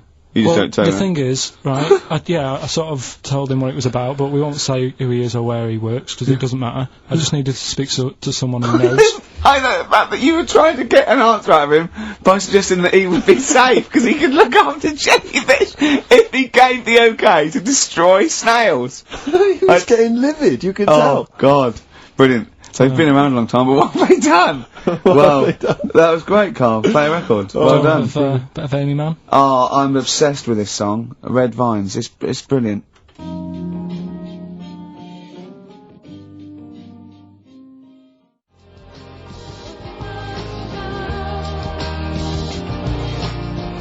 I love that. Amy Man, Red Vines. XFM 104.9, Ricky Gervais, Steve Merchant, Karl Pilkington. You mentioned earlier when we had our regular email from Dickie Anderson. Yeah. Randers, as I call him. Dandy son. Yeah. You mentioned it because we didn't get anything from him last week. We didn't get anything from him last week. Anyway, he's obviously listening. Rich, because he's emailed in to explain his absence. Dear Ricky, sorry for not tuning in last week. Only I was in HMV returning the 14 copies of The Office I got for Christmas. That's from Randers. So, he's explained himself. Oh, he's dear. excused himself. Oh, Anders, we should get him on one day. Yeah. Right, okay, Carl. That's ridiculous. 3 amazing scientific facts, one of which is spurious. Okay? Yeah. Okay, 1. Girls can't throw because the part of their brain that allow men to throw properly in a girl is used up in emotion. 2. Gravity isn't instantaneous, it works at the speed of light. The force of gravity. 3. Statistically, you're more likely to be trampled by a donkey than die in a plane crash. Now, even though the last one sounds daft, I think I've read that. About the donkey thing. Okay. So, girls... What's the first one? Girls can't throw properly because the part of the brain that allow men to throw is used up in emotion in a woman. Yeah. Gravity isn't instantaneous, it works at the speed of light. So when you drop something, the force kicks in at the speed of light. What do you reckon, Steve? Well, it's not for me to say. Is this a trick one where none of them are ridiculous? Or No, one of them's is? one of those three. One of those three is not true. Right, well, it's definitely not the donkey, right? So, I reckon the girl one, throwing stuff. Is ridiculous. Yeah. Correct. Well done. Well Very done. well done indeed. Yeah. Very well done indeed. That's 2 out of 2 he's got so far. Well, there you Yeah. go. Well, I'll teach you some stuff now. Right? I've always been fascinated by the donkey fact, because it is an extraordinary fact that more people are killed apparently by donkeys Yeah. than they are by airplane crashes. Well, I suppose in countries where they're used and Yeah. used a lot, that they go a bit mad and squash it. But Where- my concern is that there's when you go on a plane, there's so many checks. I mean, it takes 40 minutes to go through all the checks: the air pressure, the cabin pressure, the fuel, Yeah. checking the flights, the takeoff, all the rest of it. Our checks for donkeys. Nothing. Did someone close the gate? I think so. Exactly. That's it. Yeah. That's our Is he donkey annoyed? checks. Is he annoyed or not? You're not working him too hard, are you? Yeah, yeah. He's got his hand. Is there two holes for the ears? Yes. Well, I think that's what's happening. I don't think it's accident. I think they're picking us off. I think they're Yeah. so annoyed that a nickname for them is ass. Yeah. And they've got to wear the little hat. You know, they've got to ride kids. You know, give kids rides on the beach and that. I think they're just sort of annoyed. Yeah. Maybe they're sort of just picking us off one by one. Yeah. Teaching us a There's lesson. not. If we had the same stringent checks on Exactly. donkeys as we do on international flights, maybe there'd be a little less there. Exactly. Wise words. Cheers. Wise, if slightly incoherent words. Go on, Carl. Got that right. Acid. I would sort you out with some science. Brilliant. I forgot the puns in mind, didn't I? I forgot the puns. Yeah. Go on. Right, so, you asked to sort of be taught some science and that last week after being taught about war, so, Yeah. did some research, and, there's a few things, I think we'll just cover one of them now. Go on. We've talked a lot about hairy kids. We have I discussed that a love lot. the fact that Simon Sharma has never started a programme like that. The Jacobites. We've talked a lot about hairy kids. Go on. It's a little bit, I mean, it's not your traditional science stuff, but it's still More left interesting field. and it's a little bit, it's still Yeah, we talk about hairy science. kids. We have disproportionately, honestly. I think this show's talked about hairy kids more than any other radio Yeah. show. Well, it's one that... Sorry, I noticed both of you there dropped the H, or the H, or however it's I pronounced. had to, 'cause So it- airy, airy obviously kids, mean yeah. hairy. Yeah. Hairy children, not Yeah. sort of airy, kind of light-headed or... Yeah. Well, there was the case of the one who lived in China, Yeah. and, Which was weird for 2 reasons, wasn't it? yeah. Well, go on. One was like, he was covered in hair, That's already weird. and the doctor sort of checked him over and said, well, yeah, he is hairy, but he's quite healthy, apart from he had a little bit of eczema and a boil. That was the main bit of the story, wasn't it? Yeah. But this one, right, we have sort of talked about it, and you weren't having any of it at the time. What? This next bit of science I'm telling you about. Go on then. Right? Remember when I told you about a lad who was living at home with his mum and dad, right? Everything's, normal life, go out to school, that sort of thing. Yeah. Then, I think his mum and dad had an argument, and it kicked off a bit, and he thought, I'm sick of this. It's happening all the time now, they kept having arguments, so the kid ran off into the woods, Mm-hmm. Oh, Yeah. right? God. Now, he left, he went and ran in the woods, and he ended up living with some monkeys, Right. right? And he thought, this isn't a bad life, there's no arguments going on. Sure. He was getting on with them. And the weird He loved thing bananas. is, this is where the science bit comes in. Oh, yeah. Sure. He grew a load of hair on his body. That's not true. It's not true. It is true. It's an acquired characteristic. It's I bet someone will back me up on this. But no, you can't. You can't grow hair like that. You might get a little bit more down here. They might the erectile tissue might, they won't fall out as much. That would, but you don't actually grow a big mane if Well- you're cold and you're a human. Well, he did. This lad did. I know it sounds a bit strange and that, but he was living with the monkeys, and because it was cold, his body reacted to it. Listen. He was no hairier than he would have been if he was walking around naked on a cold day, with or without living with monkeys. The fact that he was living with monkeys makes no difference. No, I know, but I'm trying to get, picture it in your head what it's like. Although Mickey Dolenz was always pretty hairy. Right? So he was living with them, and he went into town or something one day Oh, yeah. to get some food, and the people there were like, hang on a minute, that isn't a monkey. Well, he went in naked. No, it was there covered in hair. Yeah, but naked, but covered in hair, so it was decent. It was. Yeah. But that was a weird thing. They thought it was a monkey in the shop. And then So presumably he had a big long beard as well, because he couldn't shave, could he? No, it's just covered. He looked like a monkey. And they were happy to serve the monkey, were they? There's the monkey. How did he walk? Newspaper and How some did he milk. walk? How did he walk, Carl? Did he walk upright or whistling along? The picture that I saw on the internet, he was on all fours, but I Course he don't know if was. that's when he Course was he running was. away after they'd sort of, realised he was a kid. But this was a picture. So he was a kid as well. He wasn't even like an adult with the beard. No, he was a kid. Brilliant. And The people beard went- kicked in a little bit. So earlier. listen, so the Go on. people caught him. You're an idiot. The people caught him. Yeah. Shaved him. Right. Got it all off. Didn't grow back again. Right. It You're grew. an idiot. Well, like I say, people will have heard this story or read about it. You're and an idiot. And they'll email in. They don't let me down. And they'll agree that you're an idiot. No, they'll have seen the story. You're an idiot. So that's a little bit of science. You're an idiot. Did you see the stylish kids in the riot? I cherish you, my love. Libertines, Time for Heroes, and XFM 104.9. Right, okay, so have you got anything that is science, as opposed to nonsense? Well, Kid went off with some monkeys, grew hair, Yeah. came back, shaved him, it didn't grow back. I mean, just think. Right, something else. there's a few things I found. Yeah. There's a fella Oh, God. who had hiccups for 69 years. That was a bit annoying. Yeah, yeah, yeah. There's the dog with the wig that we've discussed. Imagine if you just tuned in.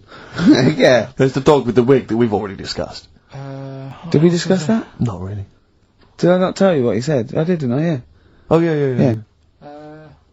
What else have I got? Well, there's something here that you sort of know. Is this going out live? At the Yeah, moment? this is happening, right? Right, go on. But remember when you talked about sponges? Yeah. If you get a red sponge and a blue sponge. You liquidise them, pour them back into a tank. After a few hours, they know which was which, and they reform as a red sponge and a blue sponge. Yeah. Yeah. I thought that was weird when you told me. Yeah.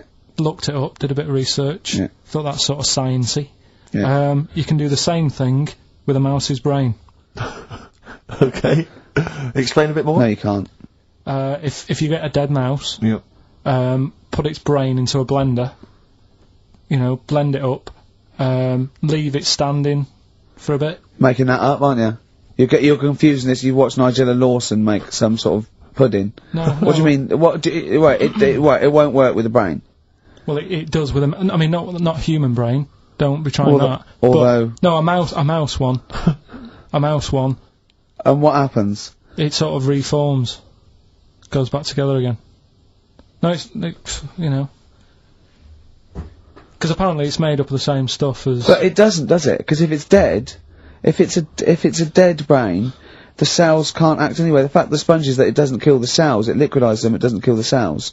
Yeah. So it couldn't be a dead brain anyway. It would have to be a live brain taken out from a live mouse for the cells to be getting oxygen and working and being sensitive to each other.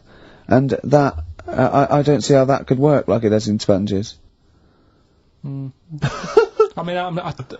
do you know what I mean? You're not a scientist. I've Sure. just sort of read it and gone, oh, that's interesting. I'll tell Ricky and Steve about it. Yeah. You're You've not quizzing me queried as it. if I've come up with it. No. It's someone else has done it and said Yeah. it works. Sure. So I'm not. Do you think ghosts are behind it, or do you think there's a scientific explanation for it? No, it's just one of them weird things, isn't it? Yeah. So that's what you sort of science covered Yeah. for this Yeah. week. Well, that was another barnstorming feature from Karl Pilkington. Is that it? Is that the two things you got Thanks this very week? much for that. Well, yeah. That I mean is. They're the There's ones nothing behind them. Do you know what I mean by this? There's not like a weight of intellect behind these facts. Why It's don't you make that your science project for this week? Find a dead mouse somewhere, Carl, and a blender, and we'll bring that in next week. We'll do it live on air. See what happens. Oh. Well, Do you feel sort of let down a little bit sometimes with our reactions? What are you expecting us to do? What are you expecting us to just like look at you, open-mouthed, staring at you in awe? just like, oh god, yeah, where did you find that out? And like, Yeah, but you know, we know. You never tell us. We know where you found it out. You looked on the internet and a strange homemade website by a maniac somewhere, who puts on stupid things that he heard through Chinese whispers. That's where you get your information from. I doubt that anything you've ever come up with is verified. If it is, it's luck. But what do you expect me to do for you? Do you know what I mean? I'm just... You know, I'd like to know what the source of the information is. I'd like it to be, you know, a research study by the University of Columbia, rather than, you know, a guy who calls himself Mr. Pickles. On a website somewhere. www.lunatics.com. I mean, oh god. Some kind of evidence, do you know what I mean? I must warn you now, you know that Steven Spielberg thing's coming, Taken? Yeah? About alien abduction. When you watch it, just remember this, it's not a documentary. Okay? Alright. Alright? You remember E.T.? We were discussing that earlier. You know that's not fact. It's not actual fact.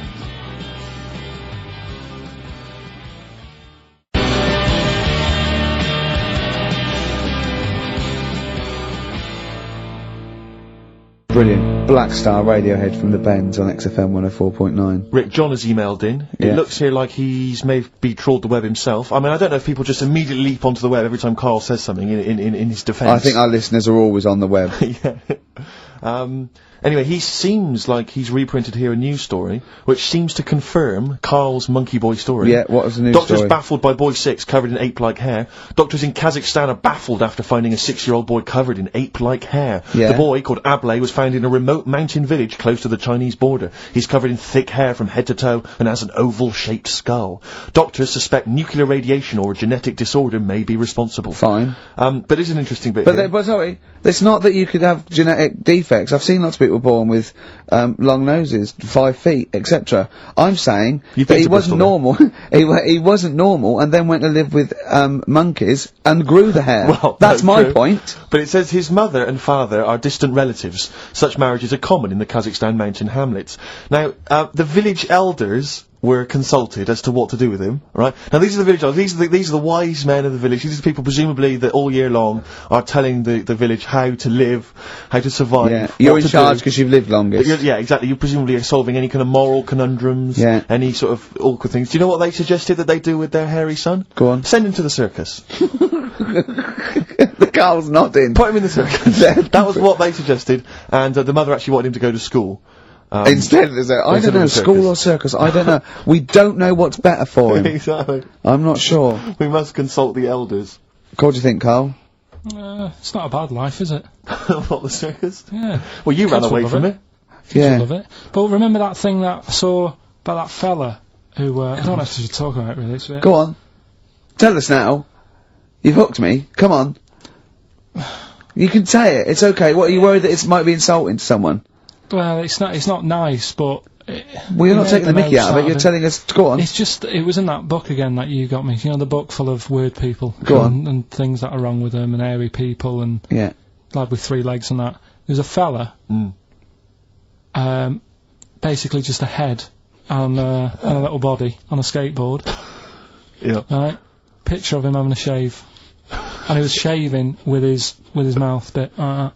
With his tongue. Like that on the radio. Yeah. Just like- Carl is now doing an impression of a man shaving with his Yeah. mouth. Well, it's just a head, bear in mind. He's doing an impression. Imagine a head with a very tiny body on a skateboard shaving with its tongue. That's what Karl was doing. And he was depressed because he kept getting hats for Christmas. But if you were him, you would just grow a beard, wouldn't you, rather than... Oh, God. rather than go through all But you that get hassle. it caught in the wheels of his skateboard. It's what he wants and doesn't worry about anyone else. That was P. That was Pixies. Picks his. It kind of works, yeah. And the third one, I'll let you have that one. I'll have to put that woman in an oven. That was AB. That was Anita Baker. Anita Baker. It's good. Anita Baker. Anita Yeah, Baker. I'll let you have all 3 today. So You've done well. So do you want to pick a winner, Steve? Well done to Mark Leder from Bow. He wins those fairly mediocre prizes. Enjoy them. Oh, brilliant. Oh, well, we've had a few laughs. We've had a few laughs, a few tears, a few scientific breakthroughs. Exactly. Gotta get a picture of Carl somewhere in the national press, just his little round head there. I had an email here. Karl is trying to distract attention from the fact that he is a monkey raised among humans and horses and has failed to develop hair. It's I can just imagine him being the second cleverest in a troop of monkeys. You know what I mean? Second cleverest. Do you know what I mean? So it'd Picking fleas out of there. oh, look at his little face. I'll tell you what. Heat, I'm gonna get a picture of you. Just put it in the radio section of Heat. This is what Karl looks like. Oh, another email. Someone said, when the monkey boy went to the shops, he was naked. Where did he keep his money? Good point. Didn't happen then. Right. Well. Oh. So that's that. We didn't even do all. What do you mean? We didn't get round to ritual. Oh, come on, give us we ritual. haven't really We got have time. quickly. No, We have got time. Just do it. Why haven't we got time? It's 10:02. Right. Well, we've got a long track to finish on. Well, just do it. It's. Do it! Are you familiar with the place called Go on. Easter Island? Yes. Yeah. Do you know what they do out there? Eat eggs. I don't know. Well, Go that's on. close. Go on. Right. What they do, right? There's a load of people living on an island, Yeah. Easter Island. and to find out who's going to be running the place, they don't hold elections, do they? they have these birds that lay like expensive eggs on an island. Expensive eggs. They like expensive eggs. Fabergé eggs. Yeah. Yeah. Go on. On this island, Yeah. Easter Island? once a year. No, off it, like Oh. about 2 miles out. Right? Oh yeah. And Whitsun and Island. the sea. Shrove Tuesday. Yeah. Pancake We're running Island. out of time, Just right? tell us. No, Steve, we'll play your song. No. Tell us. Right. Finish Next it now. week, next You week. don't you dare. Oh, I'm See you later. Joni Right. Mitchell. You. Blue Motel Room from the album Oh, Nigeria. It's the song for God. ladies this week. Thanks for listening. Next week, Easter Island. Ooh, chilly weather. Why not put on a cardigan? That was the Cardigans. And for what it's worth, a lovely tune there. Oh, that's a joy. We should definitely talk like that more. XFM 104.9. Ricky Gervais, Steve Merchant, Karl Pilkington. All right. All right. Yeah. Well, we got a jam-packed show today. Go We on. got so many we got more features than Karl's got on his face, which is about the same as Morph. Yeah. Very few. It's just really a head, isn't it? A little That's where I've seen him before. More. On Take Heart. Yeah. We've got Rockbusters. That's Have we? still No, going you know strong. my feelings on that. No, Fair but enough. he's said he's going to buck his ideas up. We've got chimpanzee that. Karl finds an amusing monkey or ape related story. We've got Karl in a film again. Right, excellent. Yeah, I've had a lot of great response from that, Karl, on the internet. And It stuff, was on the my email. favourite thing we've done. People raving about that.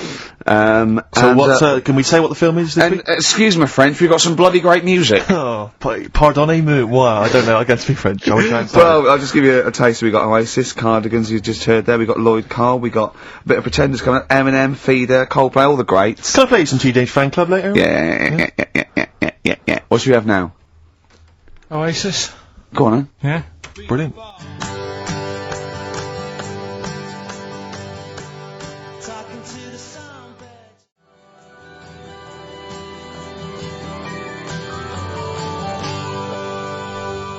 Oasis and Songbird. It's a nice little ditty It's alright, yeah. of a It's not too bad. Saturday. Yes, thank you. XFM 104.9, Ricky Gervais, Steve Merchant, Karl Pilkington.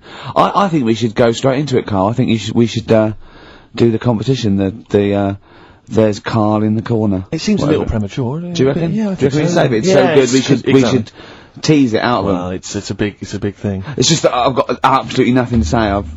Sure. I haven't really. Well, I mean, like often I know you'll have spoken to Karl in the week. This week, for some reason, I've been speaking to him. Oh right. I spoke briefly to him about Michael Jackson and the documentary. Yeah. Now, of course, I thought that was extraordinary. Amazing, and I asked amazing Karl's piece of opinion. work. Yeah. And he didn't mention to me the fact that Michael Jackson likes to climb up in trees. No. He didn't mention anything about his bizarre relationship with children. He didn't mention anything about his obsessive billionaire spending sprees. Right. He didn't mention anything about the mannequins he has in his thing, or the fact that he drives around his sort of 7 hotel suites in Las Vegas in a little kind of old people's scooter. The only thing of note for Karl was he said to me, "Did you notice how big his hands are?" I'll tell you what though, I did. What? Yeah, how you look at the man's got like a face that he's had reconstructed. Well, I I can't seem know. to say that. It's libelous. Yeah, But, no, he hasn't. He's got He's an had two nose face. jobs.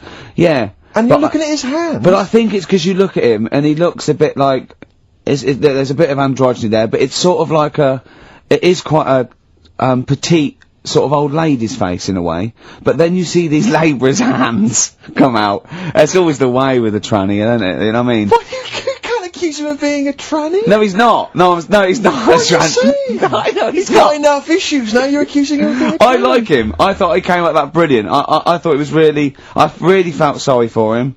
No, I think he cleared up a few things, as far as I'm concerned. I thought it was a fascinating piece of work.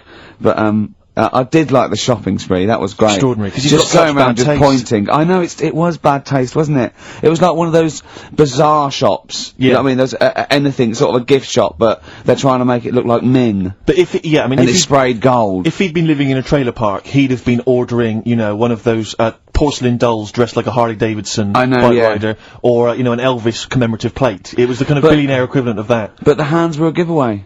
It's the same as those sort of What do you mean the hands transvestites. were a Well, giveaway? it's like you get What was it about his hands? I didn't Well, even see you know when this you get like a cab driver or something, right, and he decides to turn transvestite about 60, and he goes on Kilroy. Do you know what I mean? It's that way, they've got a twin set of pearls, and he goes, I've never felt so comfortable. But his hands are still big, he's got a little wig, and he's got the lipstick on, and he's with his teenage kids who are going, kill me. Do you think But he's it's been having surgery on his hands to make them larger? bigger, yeah. Was that why he was wearing that glove through most of the Exactly, through because the edges, but I think he wants to be a goalkeeper. Right. And they said, well, you can't, Michael, you got a big hands. It would help him climb the trees. It's yeah, and he can play tennis now without a racket. Yeah. So, So what did you make of it, Carl? Were you intrigued? The Michael Jackson thing, it's, you know, it was alright. But, like, that got a load of attention in the press. But the Trisha programme got nothing.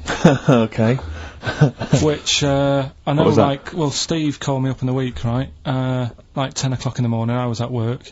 And he goes, You should think to go at 10 o'clock. Preparing this show. Most people go to work about 8 or 9. Are you watching Trisha and that? I said, no, what is it? He goes, oh, you'll be loving it, right?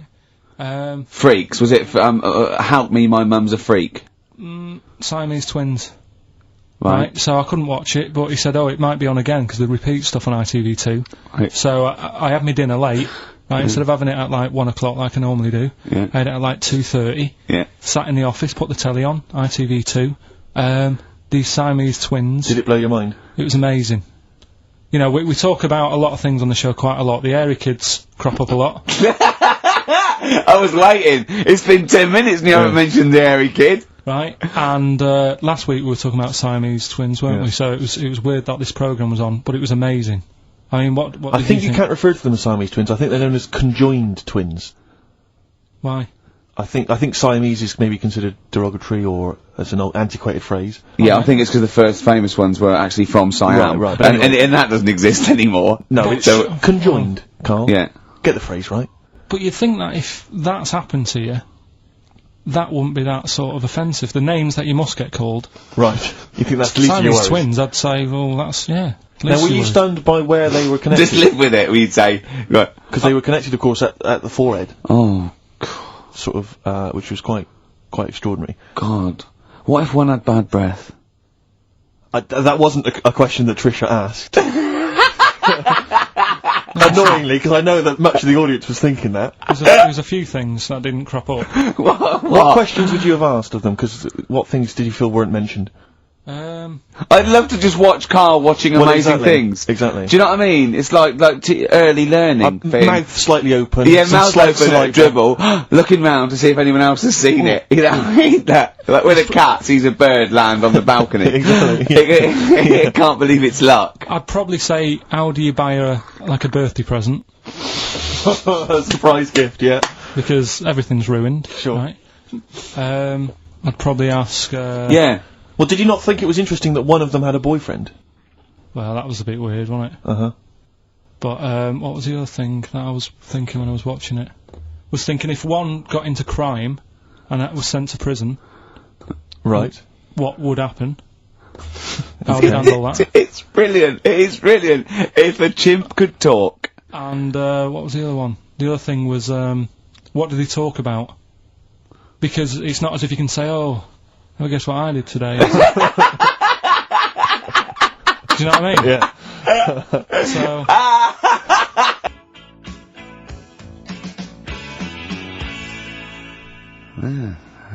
Brass in pocket, and if they're pretending to be good, they're doing a bloody good job of it. I love them. That's Ricky Gervais on XFM 104.9 with me, Steve Merchant and Karl Pilkington. Karl is still buzzing about these conjoined twins.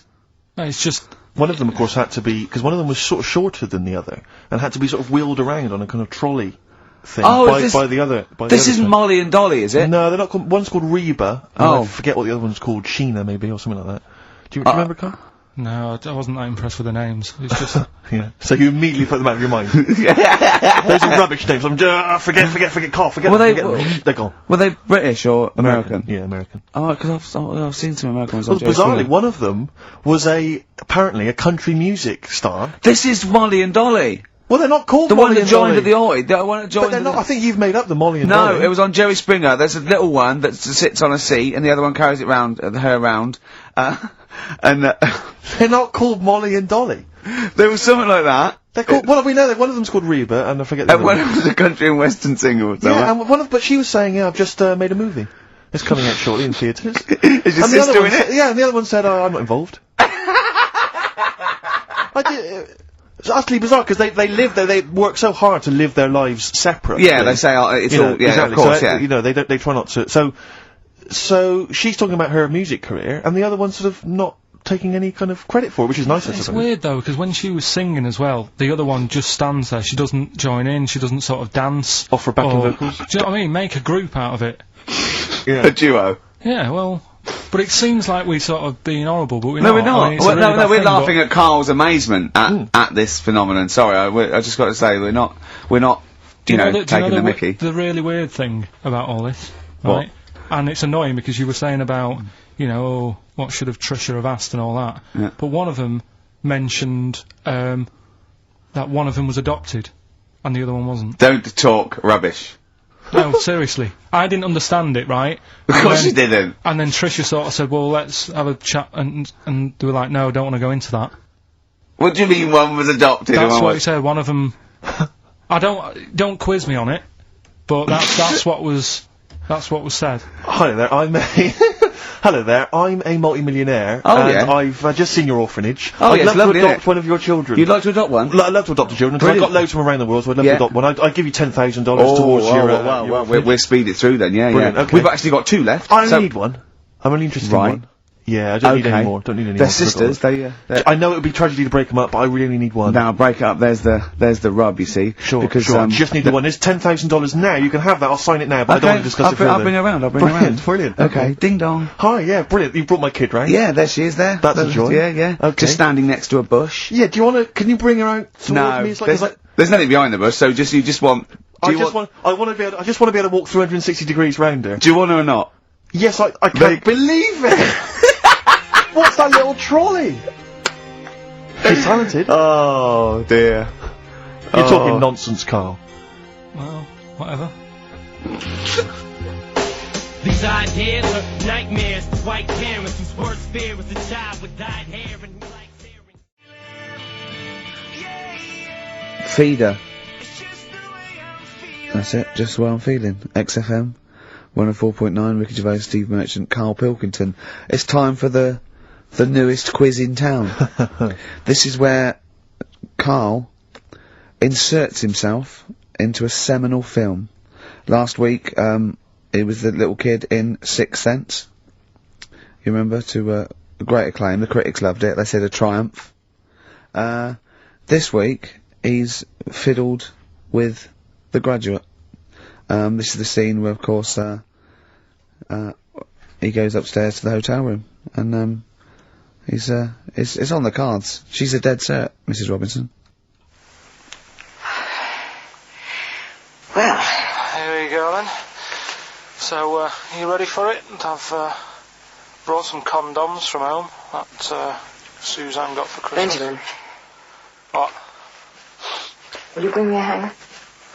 A what? A hanger.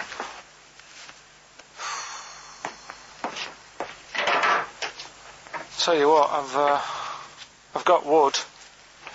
What? Just saying, I've got wood. I've got metal ones as well. What sort do you want? Either one will be fine. Alright. There you go.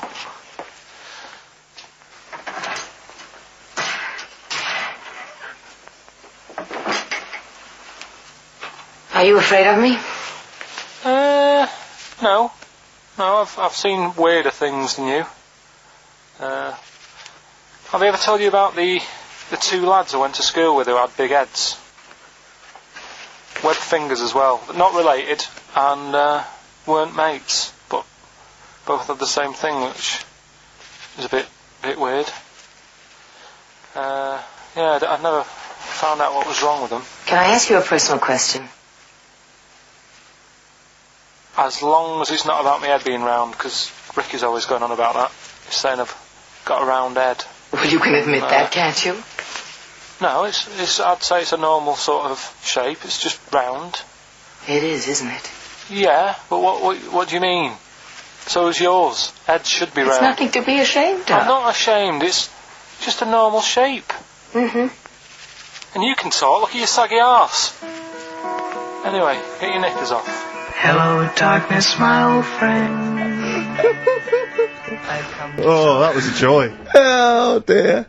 It was an absolute treat. Now, I should say that obviously the prize is a copy of The Graduate. Now, bear in mind that XFM is giving away these prizes. Yeah. Carl is so cheap that he wouldn't even buy it on DVD. He's bought it for $6.99 on VHS. It'll be panned and scanned. It won't be widescreen. There's none of the extra features that you get on the DVD. Oh, look at Carl's face. He's gutted. Carl, did you pocket the rest of the cash? No. I have to use my own money to buy these. Right? What, you're using your own money to give this stuff away? Yeah. So I had to go and buy that. XFM is so cheap, understand? Right? I know. And it's not worth having it on DVD, is it? 'Cause Why not? It's an old film, so. So the quality is set, do you know what I mean? They can't really tidy it up. Of course they can. They do it from a print. They don't do it from the video. They don't get the video and go, let's make it into a DVD. An old Betamax copy that someone had knocking about.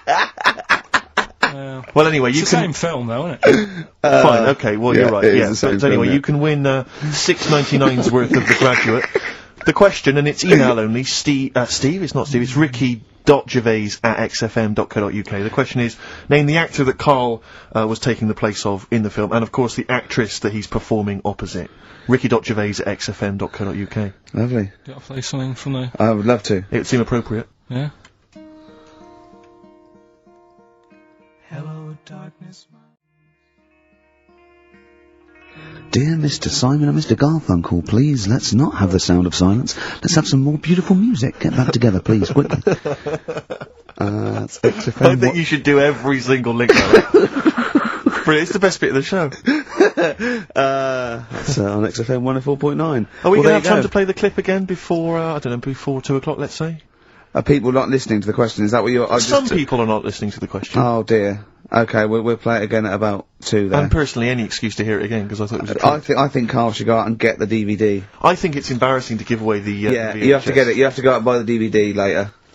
Carl, on the DVD, it's got a booklet, it's got an audio commentary, it's got behind-the-scenes features, and it's got this pristine widescreen version of the film. You've got some cheap $6.99 version. Yeah, and on so VHS. because you were being mean, because it was your own money, you're gonna have to waste that now because no one wants it. So it's gonna cost you twice as much as it would have done if you just got the DVD the first time round. A valuable lesson learned. Yeah. Have I rewound it? There's a penalty if you've not. No, you haven't rewound it. Go and get the DVD later. They're going to win a DVD. No, I looked at the DVD and it was 18 quid. I'm Go not and paying get 18 it quid for and claim it back. No, you've got to wait What a ages. cheap station this is. It's outrageous. I mean, Well, do you want to go on with the other prizes with what we're giving away later? What is this for Rockbusters? Well, we don't give away prizes, we throw away prizes. Yeah, it's cleaning out some drawers in XFM.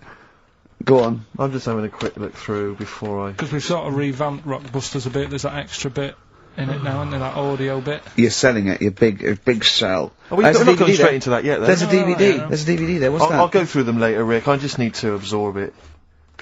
Don't get excited, mate. So, who did Karl play in the clip? What actor's place did he take, and what actress played opposite him? That's Ricky.Gervais. At xfm.co.uk. Sure. Brilliant. Yeah.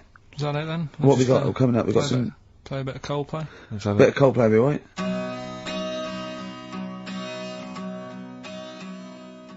Pan and scanned. I've bought it now, that's what they're getting. Right. He's put a downer on it. All the work, you know, that went into that, and then just gonna fob them off with a bit of old celluloid like that. Well, listen, still to come, right? We've got the monkeys thing. Oh, chimpanzee that! And when I was out last Sunday, right, at Johnny's birthday party, Yeah. Steve was there. Yeah. Got talking about stuff, and a debate that we didn't really finish cropped up. It blew your mind, didn't it? Amazing. Oh, I know about this. Steve told me. This is the, infinite amount of monkeys. Or a monkey with a typewriter and an infinite amount of time would eventually come up with the works of Shakespeare. Yeah. There was no debate. It's a philosophical, mathematical problem. There's no debate. It's true. It wouldn't happen. No, listen, Carl, listen. Infinity sorts it all out for you, right? An infinite amount of monkeys at a typewriter, right? They do everything. They type everything. Infinity just sorts it all out for you. There's no getting to it and they're going, oh well, let's have a look what they've done. This one's come close. It did Romeo and Juliet. It would do it all. It would type everything ever possible, conceivable. Yeah, but it's a mathematical Well, infinity. we've heard your side of the argument, Rick. And I'll be honest with you, it's a persuasive one. But let's hear Carl, because he heard about this in a pub last week. Yeah, so what's he's your got problem? some strong What's your ideas problem with himself. it? What's your problem with it? well, first of all, right, you're saying it's a load of monkeys. It's not just one monkey. It depends. That can live forever. No, wait. It's either a chimpanzee with a typewriter with an infinite amount of time. He would eventually, by definition, mathematically, type everything ever possible. Okay, or it's an infinite amount of chimps with typewriters, and one of them will type it first time. But already, that's not right. You either need to have What do one you mean? monkey. What you mean? Let's hear his Employment point. laws. He What do you mean can't- it's not right? Let's hear him out, please. Okay. If it's one monkey Yeah. with a typewriter that's got loads of ink in it and that, right? At least it knows what it's done in the past. It's not. Keep going. Cry. If you've got a load of monkeys, it's like if you have too many. What's that saying about too many chefs? Too many spoil- chimps spoil the soup. Right. Well, it's the same thing. It's like, well, I didn't tell you to put salt in it. I was going to put salt in it, and it messes it up. Whereas if it's just one, they know what's gone on. So what I'm saying is, honestly, Just leave him go. I can't be bothered, I want Steve. to hear- I want to hear the rest. This blows my mind. He doesn't know what this does to me. It's a mathematical problem. I want to hear the rest. well, it's just I just don't think it will happen. What do you mean you don't think it'll happen? Infinity works it out for you, by definition. Well, what's stopping them typing the same thing again? They would. In fact, the problem should be, if you had an infinite amount of time, that it would type the works of Shakespeare an infinite amount of times, and everything else an infinite amount of times. But, you know, that's not as... But not Shakespeare. Oh! Shut up! You idiot! Rick, do you know what he said to me? I said to him, I explained it to him, I said, you've got an infinite number of monkeys, infinite number of typewriters, they will type the complete works of Shakespeare. He said, have they read Shakespeare? You're an idiot! Play a I said record, no, 'cause I'm not having this they're not conversation. doing it from I'm not memory. having it, because it really, really winds me up. But you're saying they'll do it with no spelling errors. Well, they do it an infinite amount of times. And they do it wrong an infinite amount of times. And they spell, the last full stop, wrong an infinite amount of times. And they get one thing wrong in Hamlet wrong an infinite amount of times. They do everything an infinite amount of times. But are they going off a story that they've... Play a record, Carl, because I'm gonna knock you out! I'm just saying, Shut up! do they know the story? Oh, They're monkeys! Oh, Christ. No, Right, but- okay.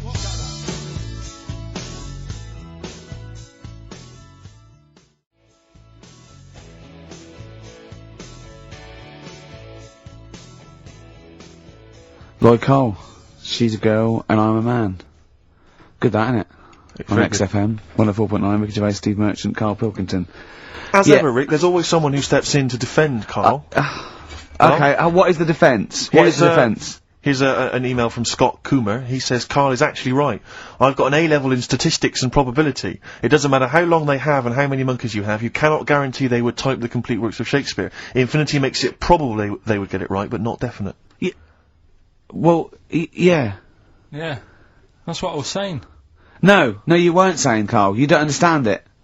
Infinity sort of sorts it out. That if they do anything, they nearly do everything, won't they? No, I mean, they'll give it a good shot. and that. No, that's not the point. But the I'd point be is this. surprised if they did one page right. Right, listen. It's not to do with consciousness. It's not to do with them aiming. They are just bashing away at the keyboard. It's like they're used to show that there isn't consciousness. They chose the chimpanzee because it can type, presumably, hit the keyboard. It's because they hadn't come across you at the time. Yeah. It's to take out thought out of it. It's to take out reason and trying, right? It's just random. They're saying that if you typed enough things, if the computer was left like that, typing everything, if you left it for an infinite amount of time, and they chose Shakespeare because there is meaning behind it, and it's difficult to get it exactly right, to show you that infinity would come up with it's not just Shakespeare, it's every novel. It's everything. Fairly eloquent there from Gervais. A quick riposte, please, from Karl Pilkington. No, I'm just saying, what I don't understand, if it hasn't read it, then how does it know where it's going? Listen, right, listen, right, Can I just explain to people, right? Some people have said, oh, why are you cruel to Karl? He drives me mental with things like that. What do you mean, let me just take a breather. How do I do your editing? He keeps coming in the week. You know that I work here properly, in the week, don't I? Yeah. I've got a proper job, yeah? Should be 9 to 5, but I normally get in at about 8 o'clock and work A lot of people getting 8 o'clock. Working hard, trying to do my job. 3 times this week, I've been rushing around, I walked past my little studio. He's sat in there, alright?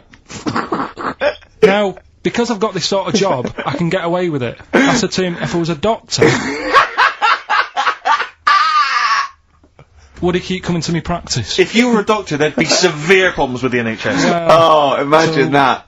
The standards would have lowered so much if you can arrive at the hospital, you're a doctor. Pop in, I'll go to lunch, don't we? We have a little lunch break, don't we? I go, come on, let's go now. He goes, I'm busy. I go, come on, let's go now. He's going, oh, you're doing me head in. Well, when I was talking about the monkey conundrum with Karl, he said to me, right, if I had a day off work, and I was, say, watching the TV, and with one hand I was typing a typewriter, would I type Shakespeare? I mean... Yeah, but you see, there's certain things. We were talking a little bit about this stuff the other week, weren't we? When we said you were going on about Einstein, and I said he's not that good. You know, E equals MC squared. You know, it sounds good, but I've never used it. And that. Right? I've never used it. You haven't used 2 and 2 equals 4, Karl. The fella with an apple fell on his head. You know. It could have been anyone sat under that tree. Do you know what I mean? It's just annoying. Lucky. And Newton gets all the credit for his laws of the universe. Well, other people were working whilst he was having a lunch break under the tree. So in a way, it's like he didn't deserve to have that success story. Again, forget the apple and the tree and whether he was sitting down having a lunch break. It's totally irrelevant. Yeah, but what I'm saying is there's certain things that will just happen. You know, it's like, I think we were talking, when we were out eating the other week, we were talking about Noel Gallagher. Well, this is reason the monkey discussion came up, right? Noel Gallagher... I don't know what to say. I don't know what to say. Rick, I don't want to misquote Noel. I'm gonna be like Herbert Lom in Clouseau. I'm gonna get a twitch whenever he opens his mouth. I don't know where to start with some of his statements. Well, as I say, this discussion began because we were talking about a quote that Noel Gallagher supposedly gave. Now, I don't want to misquote Gallagher, but the gist of it was that he said, had I... written Wonderwall or whatever, instead of the Beatles writing Strawberry Fields or whatever, I'd be the one that was considered the great songwriter and it wouldn't be the Beatles, you know, it's just the fact that they came first that meant that they get all the credit as being the greatest band in the world. I don't know where to start with that statement either. I mean, that's Gallagher's thing and he's, you know, well, whatever, we know what we think of that. What was your point, Karl? You agreed with him, didn't you? Yeah, I reckon, right, do you know we've talked about putting a baby in a room before and it'll know what colour it is and stuff? If you've got a room that's painted red, right, but forget that, because that's going to confuse him. Hear him out. Listen to me. Say if they did some new TV show, right, like, what's that film with Jim Carrey in, where The Truman Show. The Truman Show, right, so they make up a little room, and, some woman has some kids, and you say, right, let's put the kids in this room, and they don't know what's going on outside, they don't know anything about, like, EastEnders and that, it's like their little world, right?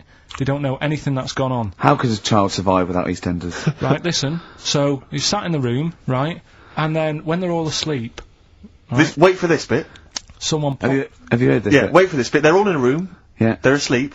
Yeah. Someone pops in, puts a guitar next to the bed, right, nips off out again. They wake up in the morning, and one of them goes, what's this? They don't even know it's a guitar, because they've never seen one, right? They're talking English, though. Yeah. We just left guitar out of the vocabulary.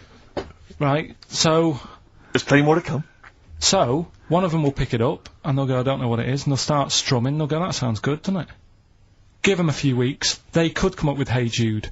Whereas, typing Shakespeare, a monkey that can't even spell, I see that. you can't answer it. I might come with you, Rick, if that's alright. We've got to sort out that Christmas special as well. Yeah, no, sure. Alright, I'll see you later. I'm shooting off then as well. Cheers, pal.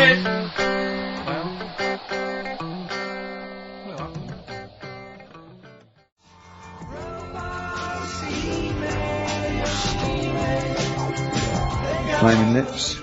Yoshimi battles the Pink Robots on XFM 104.9. Before the ad break, Steve Miller Band, Fly Like an Eagle. Great track. Lovely to hear that. Brilliant track. We're not scared of playing that sort of stuff, are we? Indeed. We got some great. I think we're underestimated here. People think we're just like, you know, two guys and a buffoon in a room, but we're so much more than that. We try and put together a whole package for them, don't we? For their Saturday afternoon listening pleasure. If there was an infinite number of us three in an infinite number of studios, broadcasting for an infinite number of shows, would we ever do anything half decent? Yeah, we eventually. Would we ultimately come up with something quite good? What was that email that you were laughing at? I can't, it's too rude. What does it say? It's too nasty. Oh, go on, give me the gist of it. The gist of it was that, it would mean that if there was that infinite number of monkeys, eventually, besides the fact that they would type the complete works of Shakespeare, they would also type the sentence, Karl Pilkington is a genius. But, the email also said it would also type, Ricky Gervais is I can't say the word, but, I know. Yeah. But the number of times they type it and write, Karl Pilkington is a genius, and Ricky Gervais is a cund. Exactly. Yeah, that would be there a lot. Yeah. Before we carry on with anything, I should just tell you, we're on the subject of emails. There's one emailer we're always looking forward to hearing from. Dickers! Richie Anderson! Dicky Docky Doo! Richard Anderson, thanks for emailing. He's my biggest fan. He's now. one of the biggest he fans. Absolutely loves me. But not afraid to offer some constructive criticism. Go on, That's the what's he great said? thing about Dickie. And from Anders this week, he says, Ricky, I'm lazy, I talk nonsense, I'm badly organised, and I believe in ghosts. Can I have a job working on your show?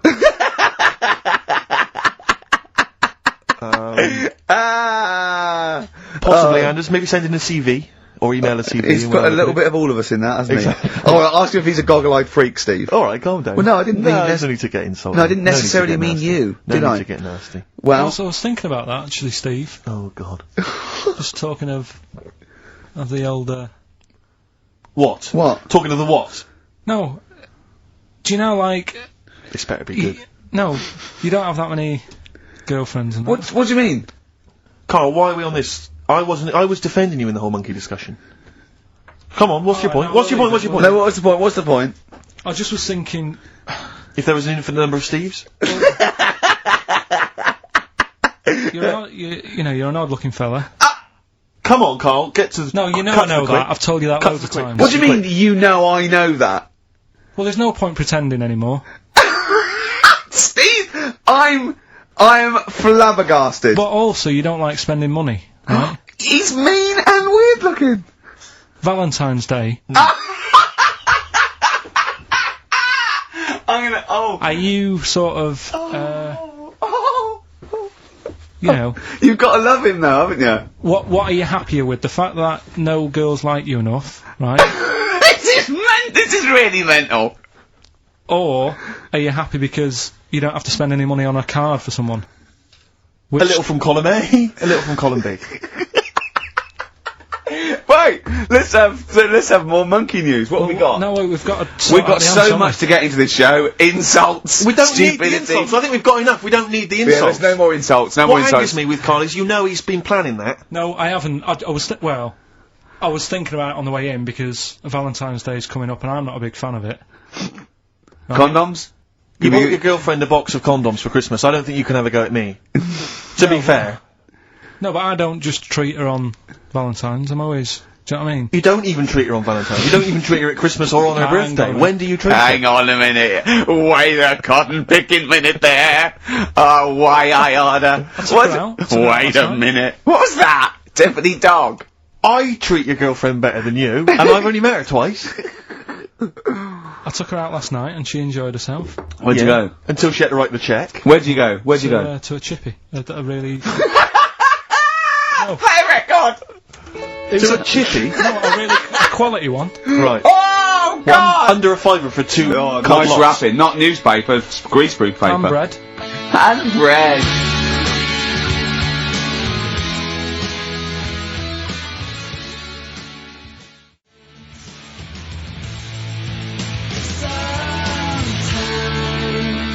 Ash, and sometimes on XFM 104.9, I'm Ricky Gervais with me, Steve Merchant and Karl Pilkington. Right. We've got so much to get through. Alright. London's shit, innit? Sorry. Swear. On air, my studio. Never swear on an on-air studio. Yeah. Apologies. Not really swearing, is it? I'll tell you what swearing is. Oh. Yeah, Graduate. You're gonna play that again and give a winner. Give a winner. Well, let's hear it. So it's Karl Pilkington featuring in The Graduate. Yeah. Well, Here we go then.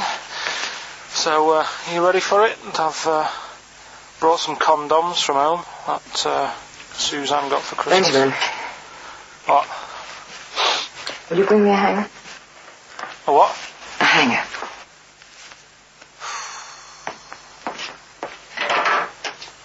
Tell you what, I've got wood. What? Just saying, I've got wood. I've got metal ones as well. What sort do you want? Either one would be fine. All right. There you go.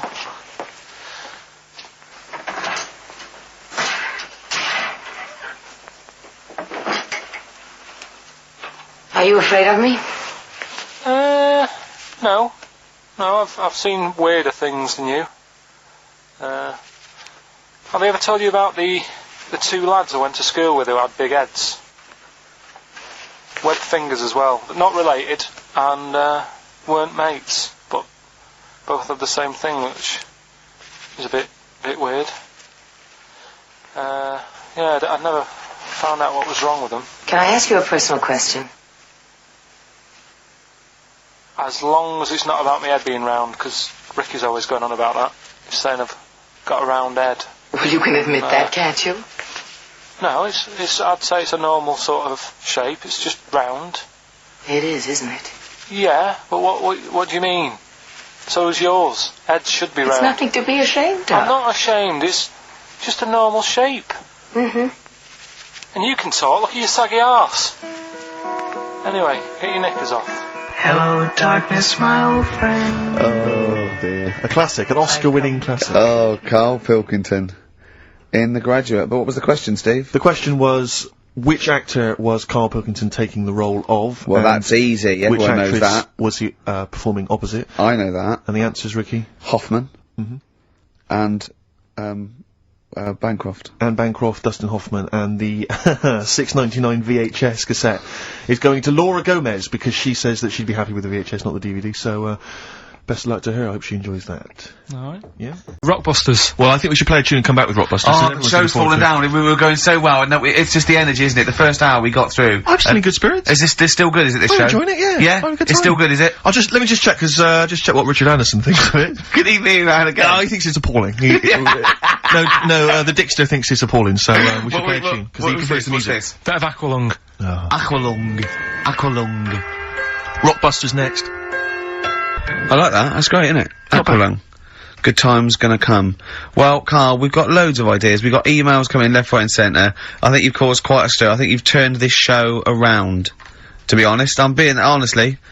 Yeah, no, you've done really well. You're actually acting a bit like a producer, isn't he? And, you're coming through in your own right. Yeah.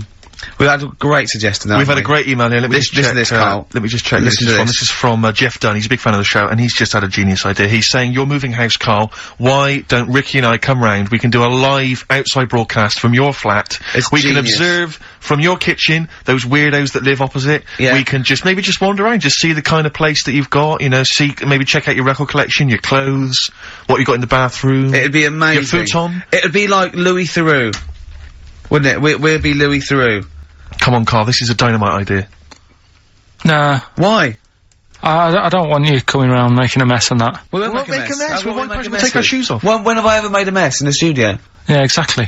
No, No, but do you know what I mean? We're not going to make a mess. We're not going to have anything with us. But what's in it for anyone?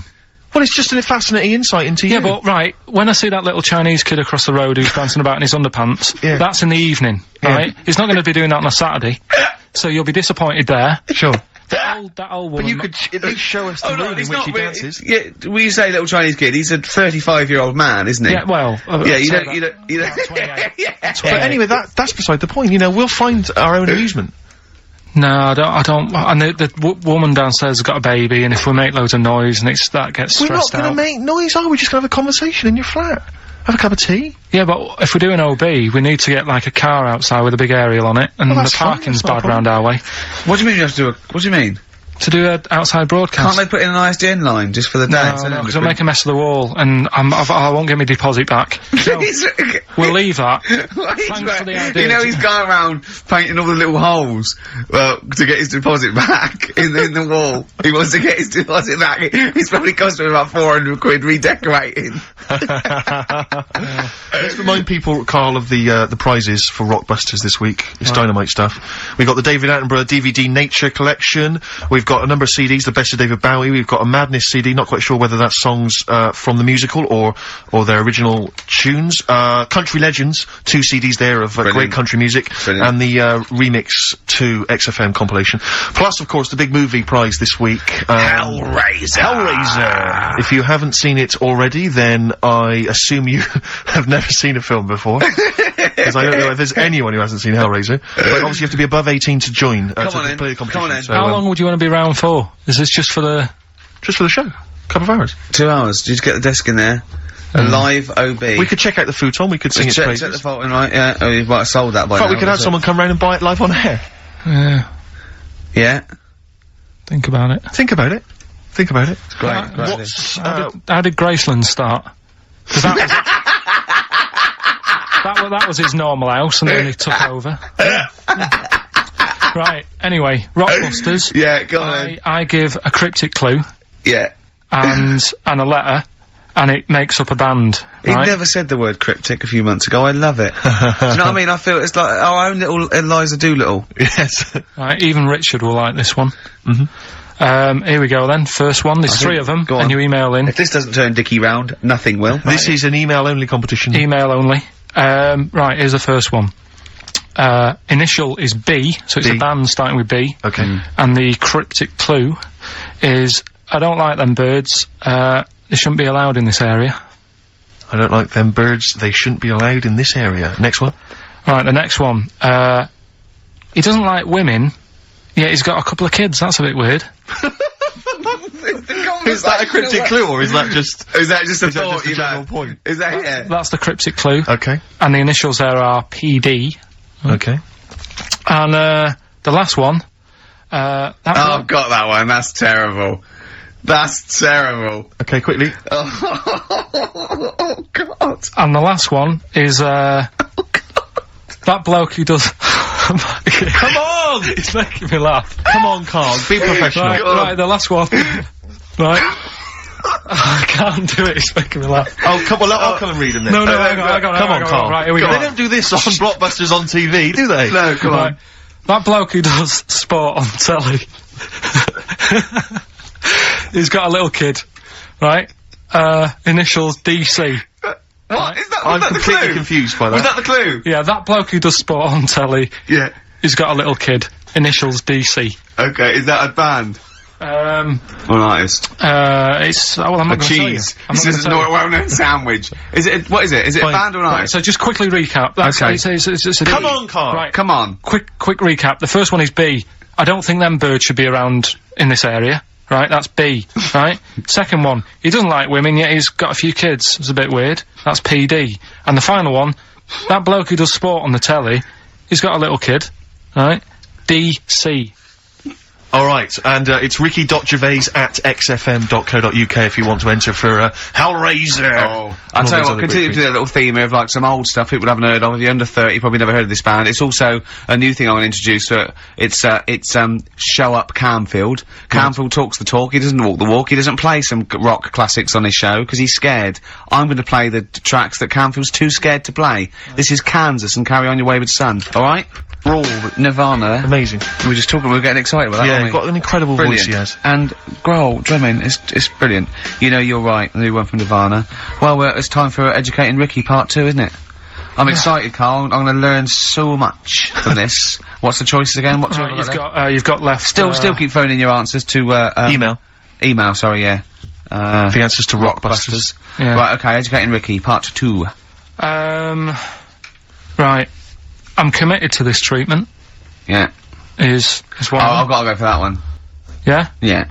Or the other one is the police are causing a bit of a stir. He still says it like it's the best thing he's ever come up with, which in a way it is. It could be. Right, go on then. I'm committed to this treatment. Right. Do you know the saying? Is it just sayings now? Are they all sayings this week? No, they're not. Okay. No, the other one isn't.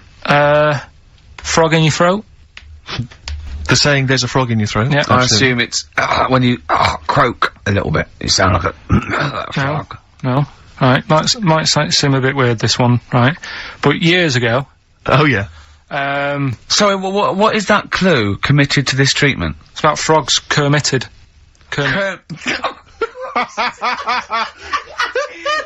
Probably works better with a K and an ER written down. Well, also, if you'd pronounced it Kermitted, yeah. but not committed. Committed to this treatment!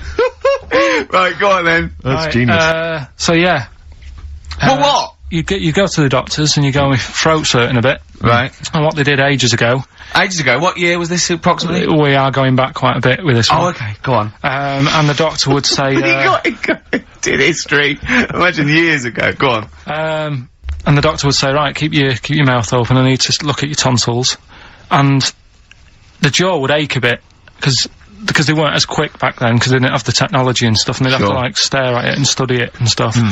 And, like, they get an achy jaw, right? Keeping their mouth open. Yeah, like, you get, you know, when you eat a Mars bar or whatever, it's a bit, So, they'd sat there, and they used to always close their mouth, and it used to annoy the doctor, right? Sure. So what they did, they used to get a toad, right, and put it in the mouth. Rubbish. Okay, keep talking. Keep talking. And, that way, they couldn't close the mouth, because either they'd squash it. Right. Or, apparently, you're not allowed to, lick a toad's back. So the doctor would have them for breaking the law? No, but it's poisonous, right? A toad's back. You should never lick a toad's back. Or put it in your mouth, really. Oh, just stop for a second. Wait. What? Can I just ask one question? Go on, Can I yeah, just go ask on. one question? I've got a few, but no, go on. Sure. My initial thought is, it sounds like a brilliant bit of sort of medical, knowledge there. It's a great idea. Yeah. My only thought is, how does the doctor see past the toad? Yeah. At your tonsils? What's he actually looking at with the mouth open? Surely the toad is Isn't in it the like way. hopping around in the way? It didn't say. Sorry, and my first question is, was this on the internet? Yeah. Yeah, okay. Carl, that is bollocks. That is, I mean, Well, alright then. Let's turn this round. Where does the saying, you got a frog in your throat come from? probably because you sound a bit croaky. Probably that. Probably because you sound a little bit like a frog when you've got a sore throat. Carl, did you not question it just for a moment when you read it? Just for a second, didn't you think, that seems an odd approach? Firstly, why a frog, of all the different because species? it's poisonous. A toad. So it's a toad as well? Yeah, well, it worked. I'm committed. Worked. No, my point is it's frog in the throat. I was gonna change it to, have you heard the news Toad Day? But I went with the frog. Oh God! Right, so that's rubbish. So that's rubbish. Next, can I have, Let's play a tune, let's come up with the God. last one. Oh, Can I just Clara? say, no, just play it. yeah? Yo, Carl. I have to thank my mate Dave, who sent me an incredible 4-disc compilation. That was one of the tunes on there. It looks professional, it's amazing. It's incredible, The effort Oh, is he's gone to too much commendable. effort. Ben Queller, it's a track called In Other Words from his album Sha Sha. Open wide. Oh dear, that's interesting. Oh, here, doctor. Look, you've actually got a frog in your throat. I didn't get there. I put it in there. That's the most ludicrous story I've ever heard, Carl. Why don't you think when you read these things? I think there's always going to be a bit of truth in all of these. I mean, that fella called up, didn't he, and said, I'm not sure about the, putting a frog in your throat if you got, problems with your tonsils or whatever. But he said, years ago, if someone had toothache, Yeah. they'd get hold of a frog and strap it to the face. Yeah. Sure. So maybe down the line, you know, maybe they did. Yeah. Maybe they didn't do it for long. guys, I think Caligula made his emperor a horse and emperor as well. But I mean, you know, it doesn't. Go on. Dick Anderson's been back in touch. Excellent. I think so. He's obviously. We've turned him round. Well, he loves it now. he's been doesn't tuning in. He says, loves it now. He says, Ricky, thanks for a really forgettable 2 hours of radio. I think I'll spend the time next week counting my feet. That's from Richard Anderson. So, we've turned him round. No, do you know where the phrase "counting my feet" comes from? Well, in the olden days, right, and I'm talking ages ago, when you really loved something, Yeah. you used to, as a sign of respect, like say a radio show, you'd count your feet, and that's where that comes from. That's where it Carl. comes Well, what about the frog thing with What? It's nonsense. with a poisonous back? It's rubbish. That's true. No, the toads have the secretions in there. Why? But they didn't put it in people's mouths. No, so Why? well, I'll tell you why. When a badger or a heron tastes the toad, it's horrible. Ugh. The toad might die, but it's for the good of the species, because then think how many toads looking like that heron could eat in its lifetime. So the fact that one toad sacrificed all those other toads in that heron's manner will be safe. Why? I mean, you know, we've talked about animals a lot on the show, right? Yeah. And when God made a toad, Sure. Right, okay, well, So go on, you I'm gonna say- stop you there, straight away. Don't. Just let him carry on. right? Okay. Like, there's annoying things out there, you know, jellyfish is a big problem with me. I don't understand what they do in the sea and stuff. Right. Right, but we'll leave them. God's right? a problem for me, but go on. We won't talk about jellyfish. No. With the toad, right, if it's to protect itself, Yeah. right, now No, it's not to say... protect itself, it's to protect its species. No, yeah, but that, surely, right, if the toad had a choice, if God said, right, what I'm gonna do for you here, you can have something like a lobster's got claws, big claws to have a fight. Or, I can give you something that if someone's having a go at you, you've got to try and persuade them to lick you back. As a defence. Yeah. What use is, right, Oh, right. God's. Well, I'll tell you why. What is God The up fact to? that there are still toads around is a testament to that defence working. That's all I'm gonna say. Okay? If the toad had died out, you'd have a point. But they're still around.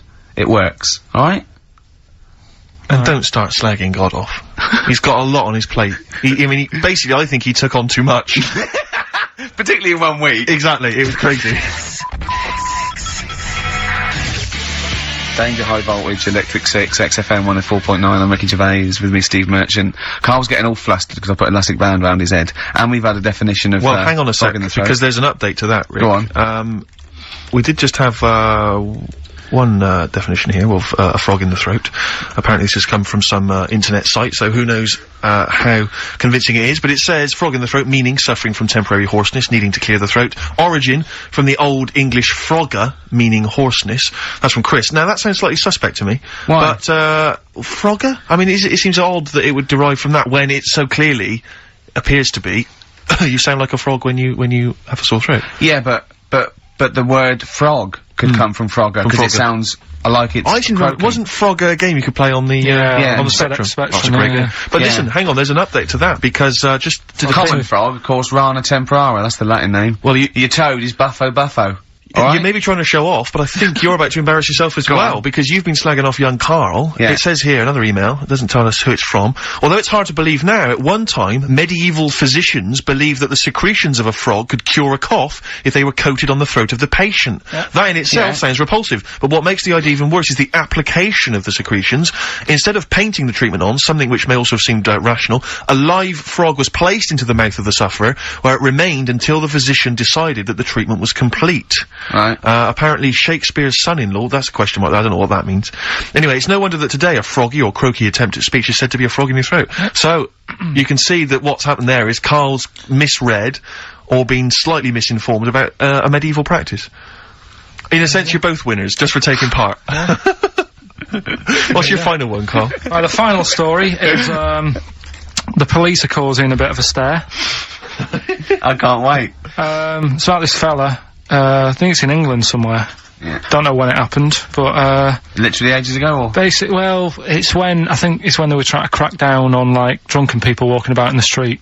Oh yeah. And they found this fella. Saturday. It's Saturday, that one. And, found this fella, and, all the local people were saying, oh, look at him wandering around, he's drunk and what have you. That's not right. Get the police in.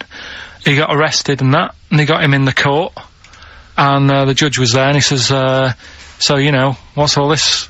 What's going on? What are you doing wandering about when you've had a drink? You know the rules. You shouldn't be doing that. You had a glazed expression on your face. Blah, blah, blah. What do you have to say for yourself? He only had a glass eye. So he had 2 glass eyes? No, he had 1.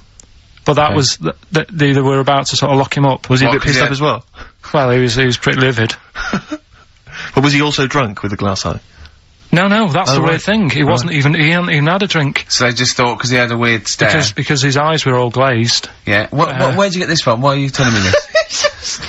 No, but why are you telling me this? I mean, thank you, because it's, you know, killed a couple of minutes, but why is this educating me? What are you telling me here? Because there's a bit of a thing there, a bit of a fable, that don't always judge a book by its cover. Yeah? So, the guy, he hadn't even had a drink. He'd probably just been shopping. Yeah. Walking down the street, and everyone's, like, getting involved. Like, what's he doing? Hang on, I don't understand. He's walking down the street, happens to have a glass eye. He was doing nothing else to suggest he was drunk. You don't pick people up just because their eye looks like that. But even if it happened, why are you telling me?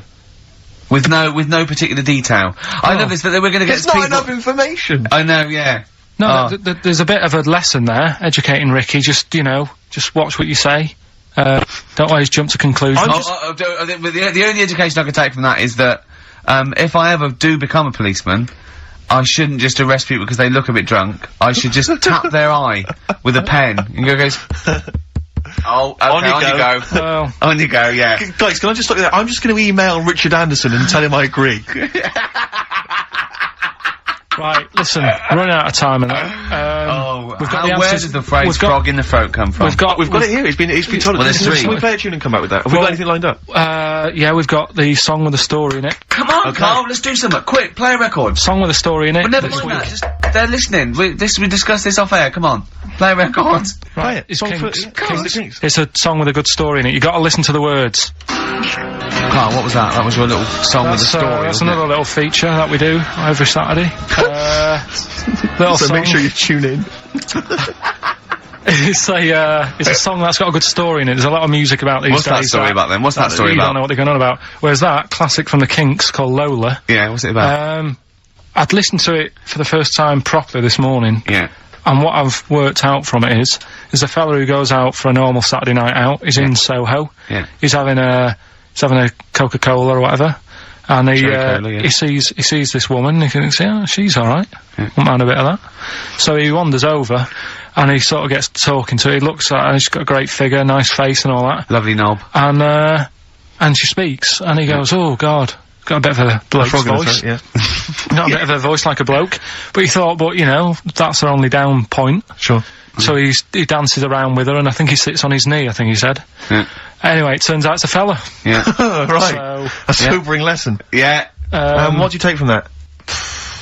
Look, always sort of, if you think you might be talking to, a bloke in drag, just look at his sort of Adam's apple. And he'll probably have a hairier arse than a woman. Yeah, I think you've gone too far then, though. I think you're already getting too close. It's a bit late to pull out. No, pun intended, definitely. There was a pun intended. Oh, was it? Alright, was it? Yes. Alright, okay, we don't be disgusting then. Right, okay, right, the results of, we ain't got a winner for the first time. Yes, we have, we've we've done got this loads. feature for... We've got loads of winners. No, we haven't. We've done this feature for 3 weeks. This is the first time I've managed to sort of... Well, let's go through them then. What have they got wrong? The first one. The first one? What was the clue? Well, hang on, let's do them in reverse order first. So what's the last one?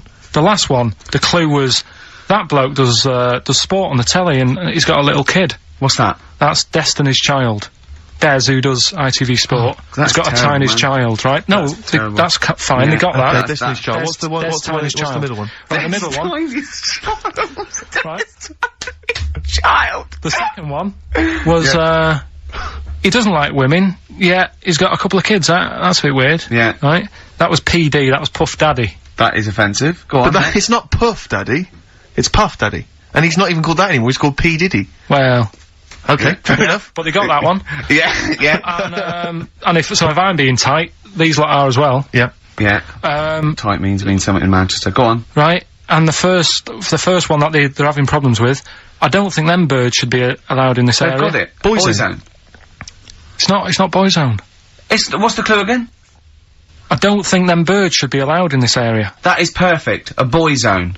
No birds. No women. No women, yeah, birds, right? A boy zone. Sorry, Carl. If that isn't the answer, their clue is better than yours. That is brilliant. What was yours? Boy zone, it works perfectly. What's your answer then? Bangles. I have no idea what that means. Like seagulls. So you don't want them in this area, so you're banning them. Bangles.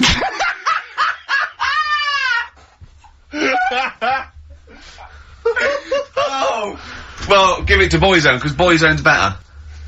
Don't use birds to be allowed in this area, it's a Boyzone. I think we should have a rollover. Carl beat them. Carl beat them. You have to use his logic, surely. But theirs works. You can't do what am I thinking. No, that's not what I'm thinking. It perfectly. It works perfectly. I think you've got to give it to the ones that got the Boyzone.